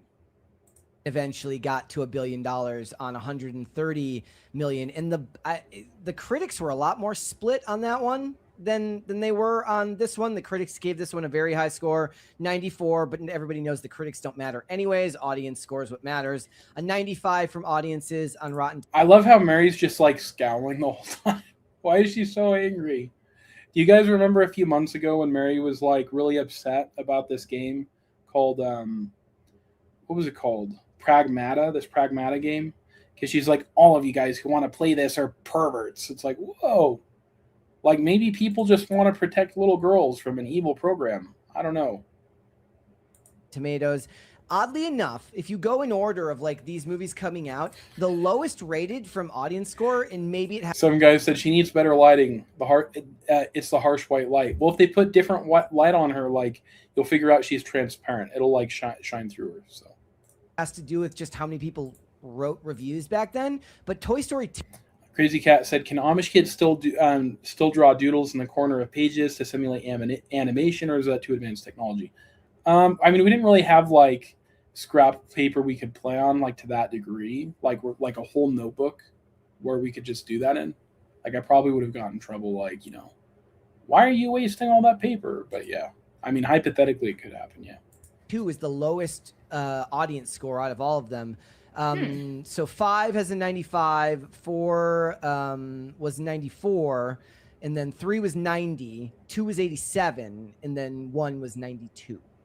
So, I mean, that's high across the board anyways. Like having your lowest audience score be in the high 80s is still a flex when you've made 5 films. And from what I remember, all 5 of the critic scores are in the 90s, are like above 90 or Eternal Scourge said, "Bro, I've lived in Japan. I'm conservative, but I side with crazy leftists in regard to Pragmata." Well, I think there were some people on the right where they were taking it too far. They're like, now I want to be a dad.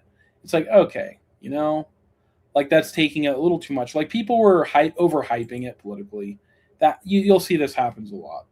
There's a lot of these people on YouTube where they'll basically kind of, you know, they'll try and make something more sensational than it is, because they're culture warriors. And they're not even really culture warriors. They're just kind of, they get money from the culture war, right? I call them war profiteers. But yeah, I think there are some people who are getting a little too much into it, but you know, I think that the idea behind the game, I don't think it's bad. And again, so Toy Story 3, when adjusted for inflation domestically, was $169 million. So it loses in that respect, and it loses out to Toy Story 4. Could you guys imagine if like the coverage for basketball was like this? Like, the Lakers are actually generating right now $300 million, but last season the Lakers actually managed to pull in $420 million. What is going on with this? You know, it's just like, which was made in 2019, which made $319 million adjusted for inflation for worldwide, not just domestic. But it seems the $169 million for Toy Story 3 is big because it was 2010 bucks. And I guess the only metric, and I'd like to see more people include this, is it really is more about tickets sold. Like estimating the amount of actual physical tickets that get sold, because if the average price for a movie now is $15, which is what they did in this. Cosmic Vader said, "I suppose the accountants for the Lakers do think those things." Yeah, but I mean, like, imagine if you're watching like Stephen A. Smith, he's just like the whole time, like when he's on ESPN or whatever he's on now, they're just like, you know, actually, like, let's talk about how much they're making in merch sales, and like the game's going on. No one's actually watching the game. They're just talking about like how much money everything's being made. Article, this is the calculator they used. That's low from what I saw. I think that I saw the average ticket in America is actually about $16. But if you underreport and you go 15, that means it sold about $10.6 million tickets, which makes it the lowest of any of them, except for maybe Toy Story 1. So a lot of those sales. Yeah, I'm getting like teenage vibes from her right now. Crazy Cat said, "Why does Ghost Girl even cover media if she hates it and is too cool for everything?" Yeah, I agree. But like, she's giving you like the angry 13-year-old scowl. Like, I'm angry and I'm 13 and I'm independent. Are driven by IMAX screenings being the reason that it ends up making a lot of money. That's not to say that this isn't successful. It's just trying to kind of peel back the everything is sunshine and rainbows narrative that Hollywood is always trying to do, which I'm going to be talking about more about Supergirl tomorrow, where they're like coming out of the woodwork to make you think like, it's fine. And maybe it will be, maybe it won't, but it feels coordinated. So, yeah. Surprised anyone feels that strongly about seeing something like Toy Story 5 in IMAX. No, of course. That's that type of animation they do want to see in IMAX. Absolutely. I suppose that's fair. I'm also surprised that, you know, offended millennial iPad parents didn't review bomb the movie for villainizing their favorite, caretaker, which is the tablet that they throw at their kids. What I understand, that's not as big of the story as they'd like you to. I'm wondering why, like, the title says "Don't take your child to this," but Mary's literally siding with, like, I think this is the main conservative talking point that I've had. And, like, like, you can tell someone's, like, if someone's a conservative parent, they're more likely to be like, in fact, this is a common thing they'll say, like, don't give your kid an iPad. That's like a very common thing, when you hear them talk about it. Or they're like, don't let cell phones in schools, those kinds of things. And even Katie, like, that was something she was also bringing up, right? So I don't know why they're angry at this movie if this is, like, validating, a key point that you'd think we could all agree on. LMAO, that pause. Look at that. Yeah. The way her mouth is open like that, it's too funny. So she is mad that the movie is pointing out that kids on tablets for a long period of time. Yeah, I know. Like, you shouldn't be mad that parents are handing over their kids to Netflix or to YouTube or to whatever. This is a pretty basic thing. Mommy should be in the home taking care of the kids. Daddy should be playing with the kids when he comes home, teach them how to catch a ball, wrestle with them. This is stuff we should all believe in. I kind of don't want to hit play because this is too funny of a freeze frame. I might just keep it here to the rest of the show. I believe it is. So yeah, they were like bait and switching people because they wanted to make you think at first that the tablet was the antagonist of the story. Apparently that's not true. Well, you have to watch the movie. I think it's funny how they, like, okay, apparently that's not true. She's saying don't bring your kids to this, but she hasn't even watched it. So how would she even know? Like, why are you guys making that type of statement if you didn't even watch it? It's so weird to me how we have these armchair commentators where they think that they know everything about Hollywood. They know everything about story structure, visual storytelling, art, the 12 rules of, the 12 principles of animation, right? No, they don't even know what any of those things mean. Any of those things I just said, they don't know what any of them mean. But they just sit on their armchair and they talk about a movie. They say it's bad before they watch it. They'll admit that they didn't watch it, like what she basically just did right here. She said, "Oh, apparently." So that means you didn't watch it. And they'll tell you, "Don't watch it. It's woke, it's garbage, it's whatever." It's like, why are you even here? Why? This is a bubble economy that shouldn't exist. Like, people who comment about things that they don't know about, that they don't care about. Again, this is like me going to an ESPN game. I'm not talking about the game. I'm not watching the game. I never watched the game. I'm just saying, what are the merch sales looking like, Stephen A. Smith? It's like, why? Right here. Yeah, Katie. Amen, JJ. Thank you.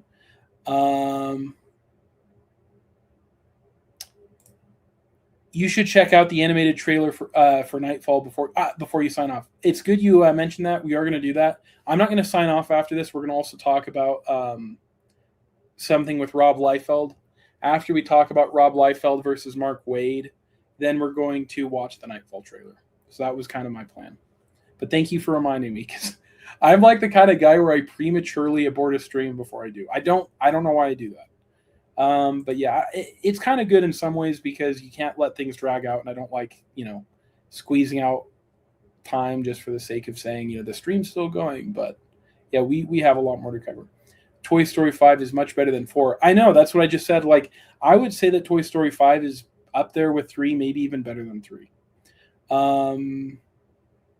Yeah, they did kind of clown on Woody a little bit, because, like, Woody kind of gets a little, like, he's kind of middle-aged. And so they're kind of like, going on that. Nightfall. None of you ninjas or Chuck Dixon. Yeah. So you prematurely finished JJ. Yeah, but only when Andrew Farago has me on camera. My problem will be is that they run with unchallenged ideas, build up their intellectualism from intergroup discussion. That only leads to just minor disagreements tamed by super chats. Yeah.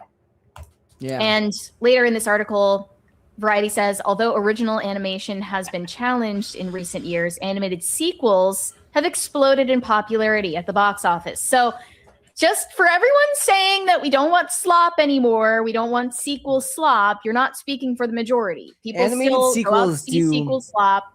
Yeah. And I'm sure the Moana movie that comes out in a month or so is going to do great as And well. there's also a Minions movie coming out like 2 weeks after Supergirl. So You guys remember when the Minions movie came out in 2022 and Yellow Flash was like, this is anti-woke. Minions is destroying Lightyear in the box office because it stands for American values. Do you guys remember that video? Do I have to find it? I'll find it. Since we brought up Minions, it's too funny.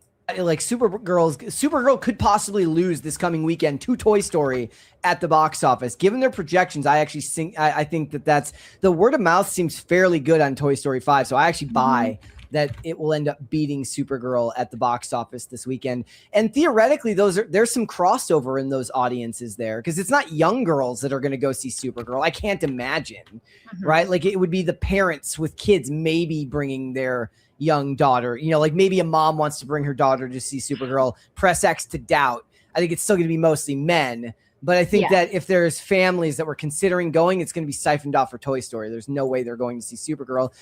Okay, let me pull this up. I can't remember if it's one of these videos. They can't stand it. Epic fail. Woke critics hate Minions. The Rise of Gru. They're furious it's destroying Lightyear. Instant regret. Woke Twitter is furious. Minions. The Rise of Gru destroyed Lightyear. Yeah. Minions was actually kind of a funny movie. I have to say that Minions Rise of Gru, that was a good prequel. I actually like it better than Despicable Me. But so funny. Like these people, they never actually make an actual review. I gave you my actual review of Toy Story. I said it's kind of like science fiction, you know. It intersects the modern technology. It kind of looks at it through the lens of the ramifications, right, of the Toy Story, like magic or whatever. And it kind of navigates. It navigates Jesse's trauma. It navigates just this broken society we have. So, all right. Yeah, Crazy Cat. I guess I slept through all the outrage over Minions. Yeah. Obviously, Bob is the best Minion. King Bob. Yeah, who is my favorite Minion? I don't know. Yeah, they're all great. Probably the short, fat one. He's funny. Also, I can't wait for the Moana live action purely because of my youngest daughter's excitement. There's too much complaining about everything. Yeah. I really have this deep-seated disdain to Disney live action remakes just because I feel like it kind of removes the magic from the animated film.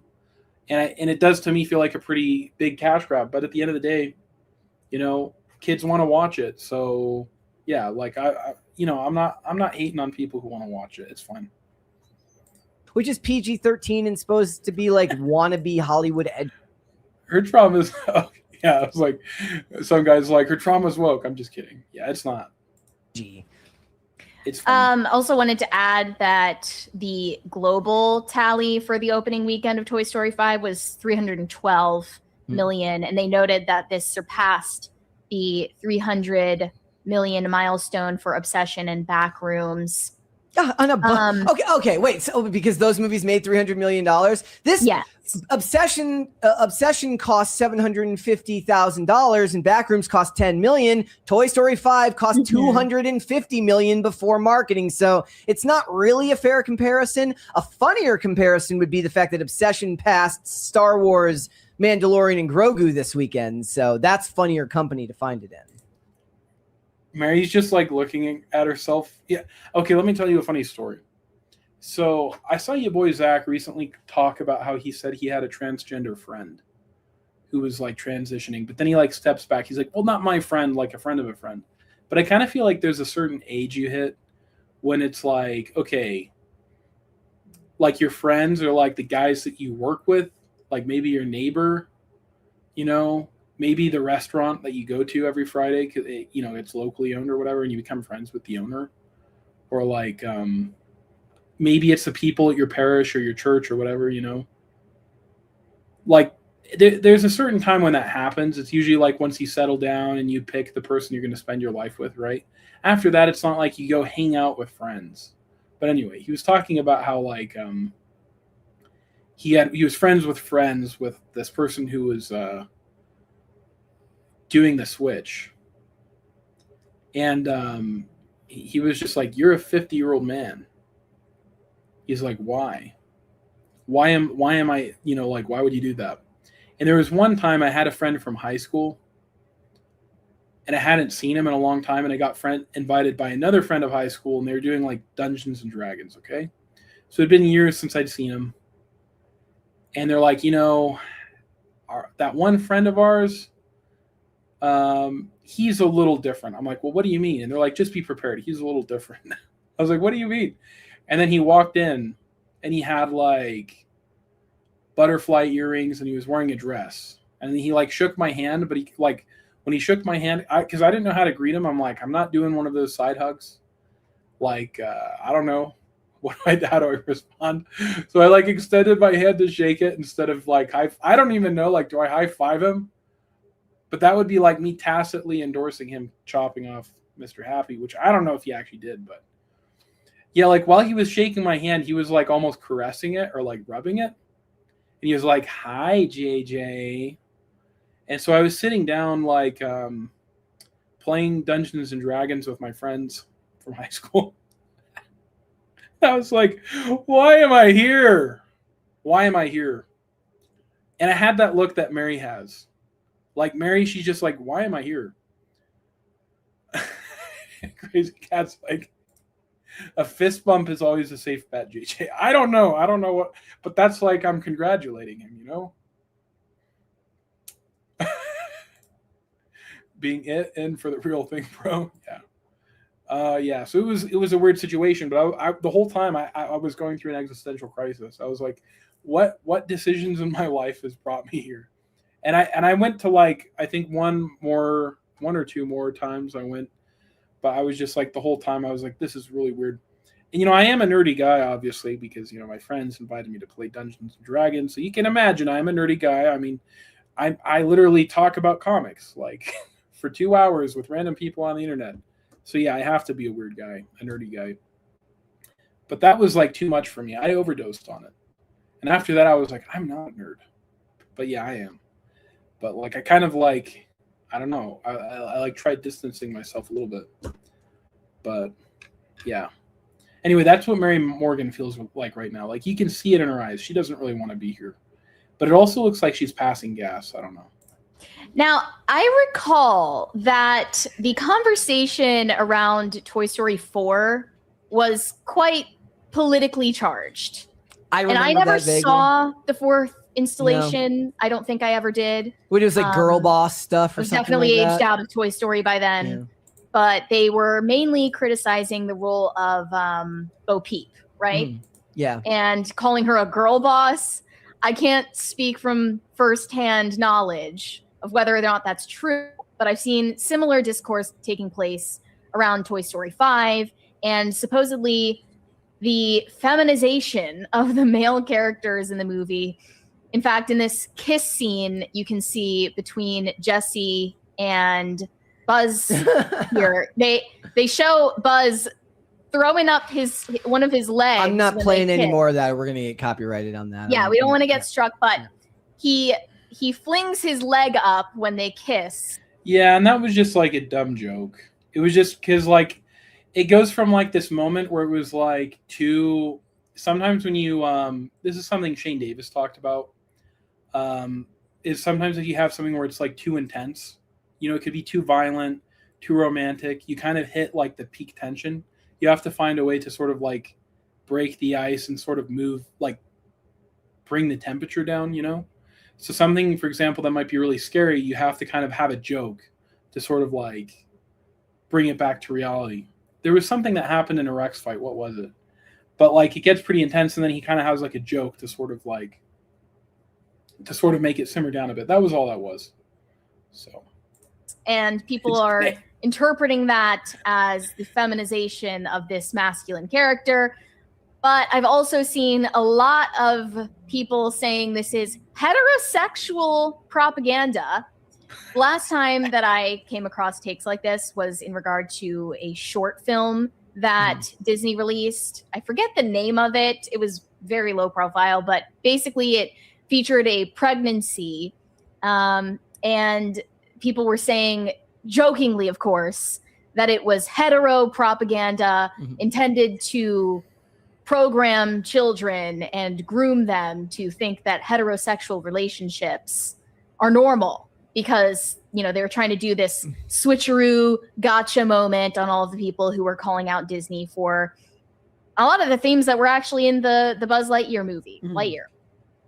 The blink and you miss it lesbian kiss. I still don't see how this is straight propaganda yet. We're like 8 minutes into the video.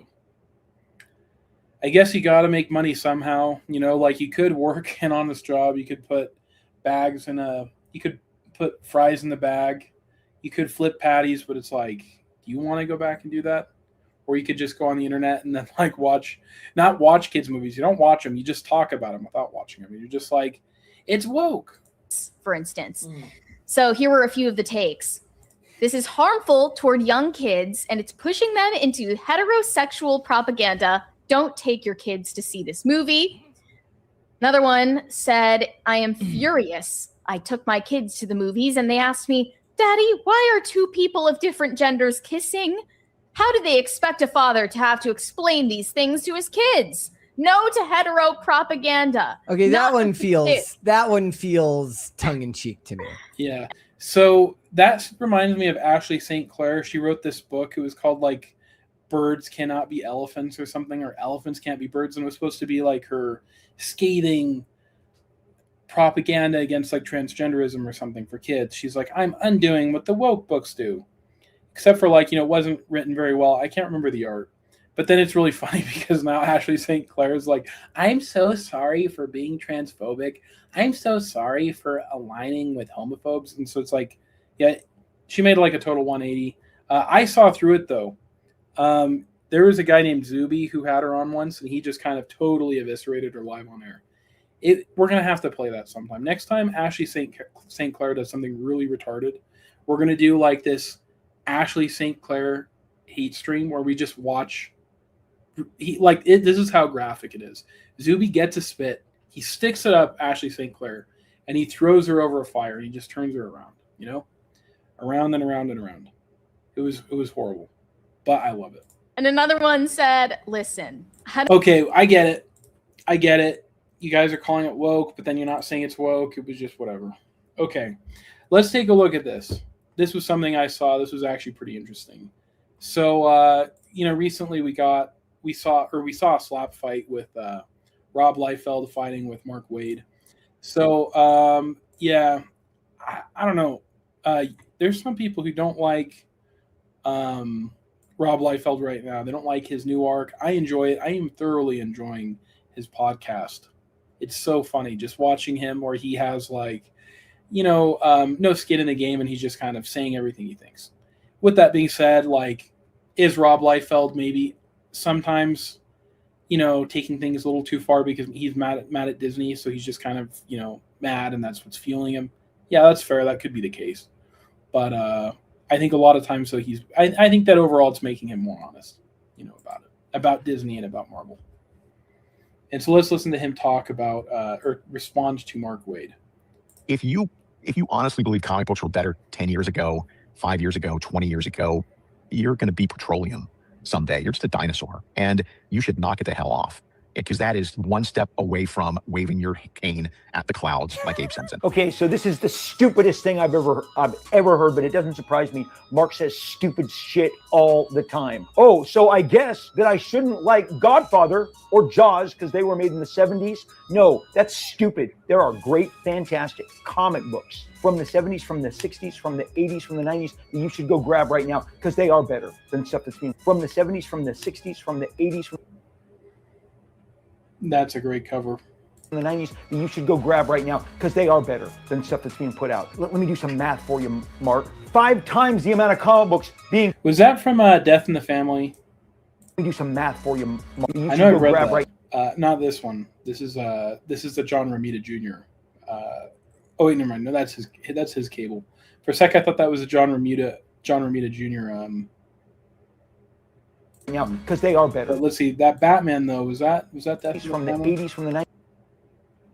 You should go grab right now because they are better than stuff that's being put out. Let me do some math for you, Mark. 5 times the amount of comic books being put out now than there were when I was a kid. So there's 5 times the amount of dribble. You're just not going to make it work numbers-wise. Go read Frank Miller's Daredevil. Go get Walt Simonson's Thor. Go get the incredible Alan Moore Swamp Thing. This is stupid. Don't listen to this. Go. Your back issues at your comic book store are waiting for you right now, but you're going to miss out if you listen to, oh, petroleum. Yeah. Pretty true here. I love this part, though, that he says about Mark Waid, like when he just kind of snaps. Years ago, 5 years ago, 20 years ago, you're going to be petroleum someday. You're just a dinosaur. And you should knock it the hell off, because that is one step away from waving your cane at the clouds like Abe Simpson. Okay, so this is the stupidest thing I've ever heard, but it doesn't surprise me. Mark says stupid shit all the time. I'm going to clip that. I love that so much. Okay. Yeah, so Crazy Cat said, so if Rob Liefeld agrees with Comicsgate, why does he have all of us blocked? I don't know. That's fair. Yeah, pretty much everything Alan Moore has done has been pretty great. Though I do think that the Killing Joke actually hurt Batman's lore by becoming like mainstream continuity. Like, I think that the Killing Joke works great when it's kind of open-ended and it's not incorporated in the main line. But I think that like them doing that, it kind of makes it ruined what the no kill rule was. That happened a little bit with Death in the Family, except for like, I don't know if you guys remember this, Batman was legit going to take the Joker out. Like, he was like inches away from killing the Joker. The only reason why Batman didn't kill the Joker in Death in the Family is because Superman came and Superman's like, you can't do that. The US government's like, you can't do that, you know? So that was the only reason why it didn't happen. They had to like throw a wrench in it, you know, like it was like the opposite of Deus Ex Machina. It was Deus Ex Wrench. They're like, let's just get a wrench and throw it in and make it so Batman can't kill the Joker. Yeah. Alan Moore has admitted to disliking the Killing Joke, and he has apologized for it, which I appreciate. I still think it's a masterpiece, though. I just don't think it should be like inside Batman continuity. Does that make sense? So what is my all-time favorite comic book cover? That's a great question. I'm thinking about that. I like the Venom cover. You know, the Batman Venom cover where Batman's like sitting hunched over on his couch and he has like his beard grown out. That's a really good one. That's not necessarily my favorite though. Amazing Fantasy 15 is a good cover. That's pretty classic. That's like homage time and time again.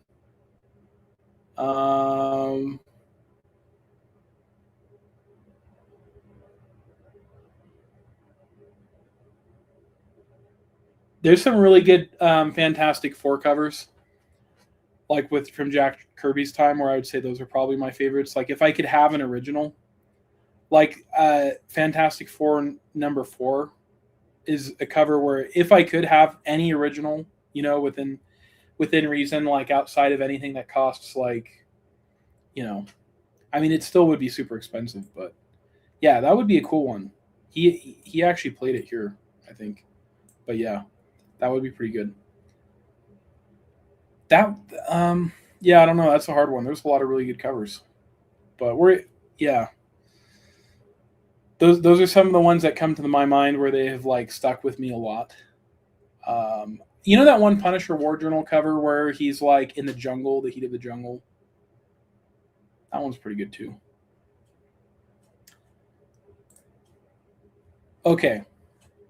So anyway, that was the whole Rob Liefeld, Mark Waid thing. I thought it was super funny. Let me pull up the Nightfall trailer real quick while we're still here.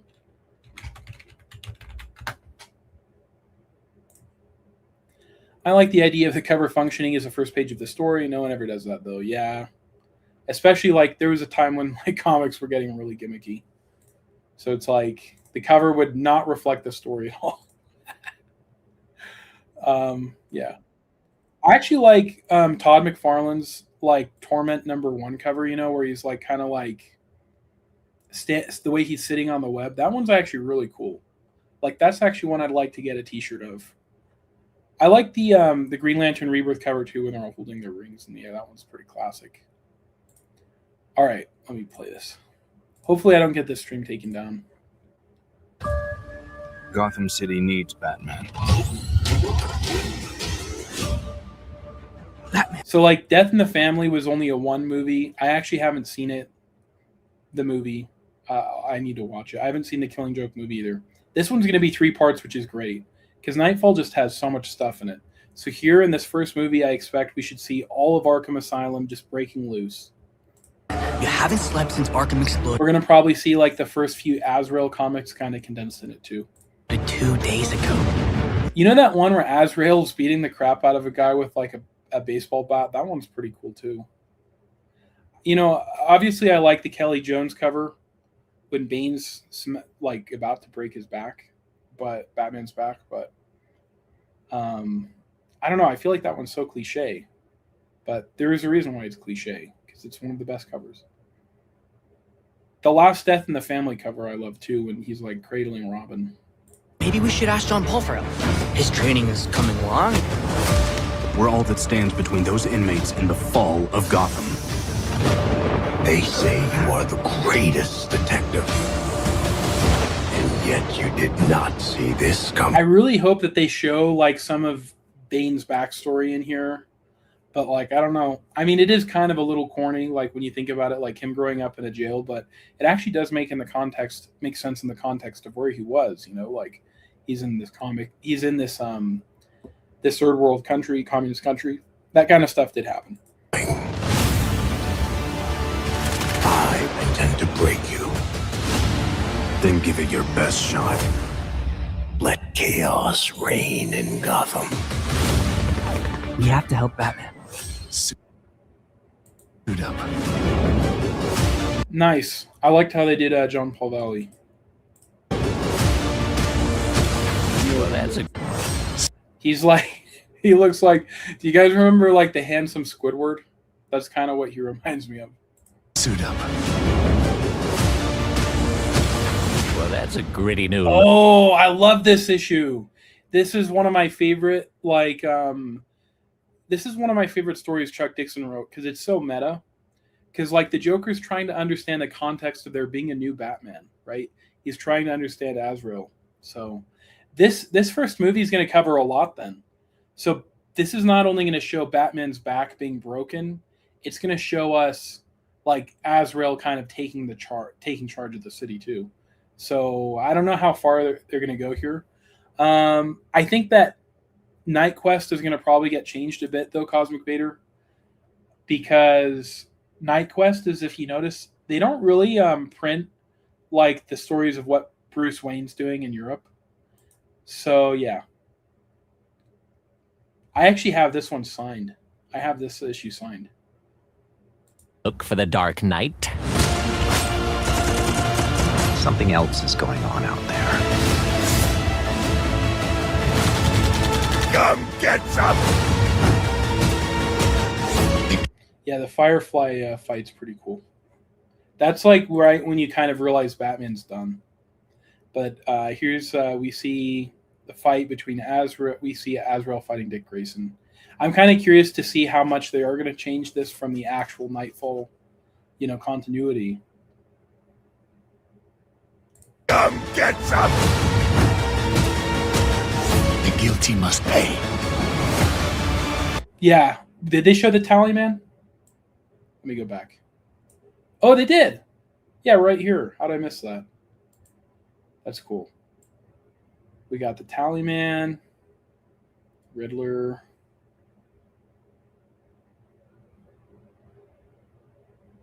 I thought that was Firefly for a sec, but I think that's Azrael.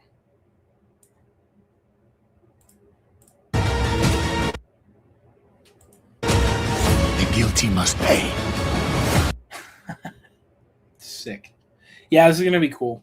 I remember asking Chuck about it a few months ago, and he was just like, "Yeah, I'm not getting any money out of it." But now he and Graham are both super happy for this.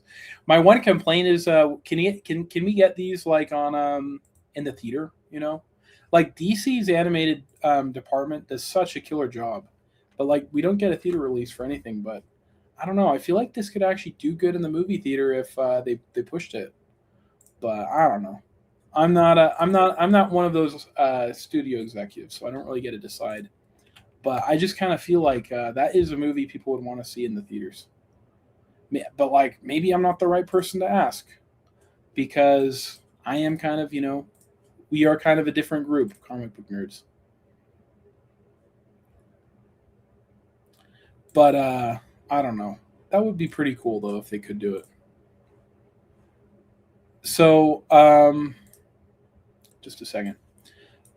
One thing though that I am kind of curious about is how much of Bane's backstory they're going to show.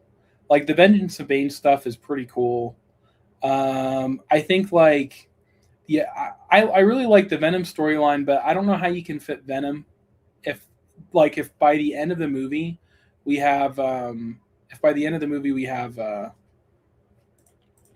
we have Batman fighting, or we have like the Joker kind of already doing the whatchamacallit, like where he's recording the Joker. The Joker's recording Azrael and whatnot. That's like Azrael's peak point, right? When he's already kind of like taken over the mantle. So I don't know. Like I don't know if we're gonna have time to cover all that. But I would have liked to kind of show the Venom stuff, beforehand. Get really into it, but I don't know. So Crazy Cat, I'm allowed to say this because I did mention this once on a Shane Davis stream, and he told me Graham's in public about it. But he and Chuck got really screwed over with The Dark Knight Rises. So yeah, that's why I think they were upset. There was a few other times where they kind of got screwed. And so that's kind of why they thought like, yeah, that's why they didn't really care about it. But, I guess they got paid big time. And that was actually why, I don't know if you know this, is I guess Bane Conquest was basically a project that they were put on out of litigation, essentially. This is like such a weird thing of comic book lore. But like Bane Conquest wasn't supposed to happen. Like Bane Conquest happened because Graham basically kind of got screwed over by DC. And that was part of this settlement, according to sources. I'm not going to say who told me that. Someone told me that. Yeah, someone did. I don't know. Believe it or don't believe it, but I think you should believe it. I think you should believe that one. But anyway, right now, Ethan Van Sciver is actually streaming with Billy Tucci. They are doing a closeout campaign for Ron, which, Ron is basically just she, with like an added degree of violence to it. So guys, go ahead on over and watch the closeout. Also, make sure to tell them that JJ sent you. Make sure to do the raid. But yeah, like go on and head over. This is the live stream. Damn. Tell him how like that. That's kind of how Dan would talk. He'd be like, I don't really know, but something about him makes me think he never wants to work for us again. And that would mean you were black.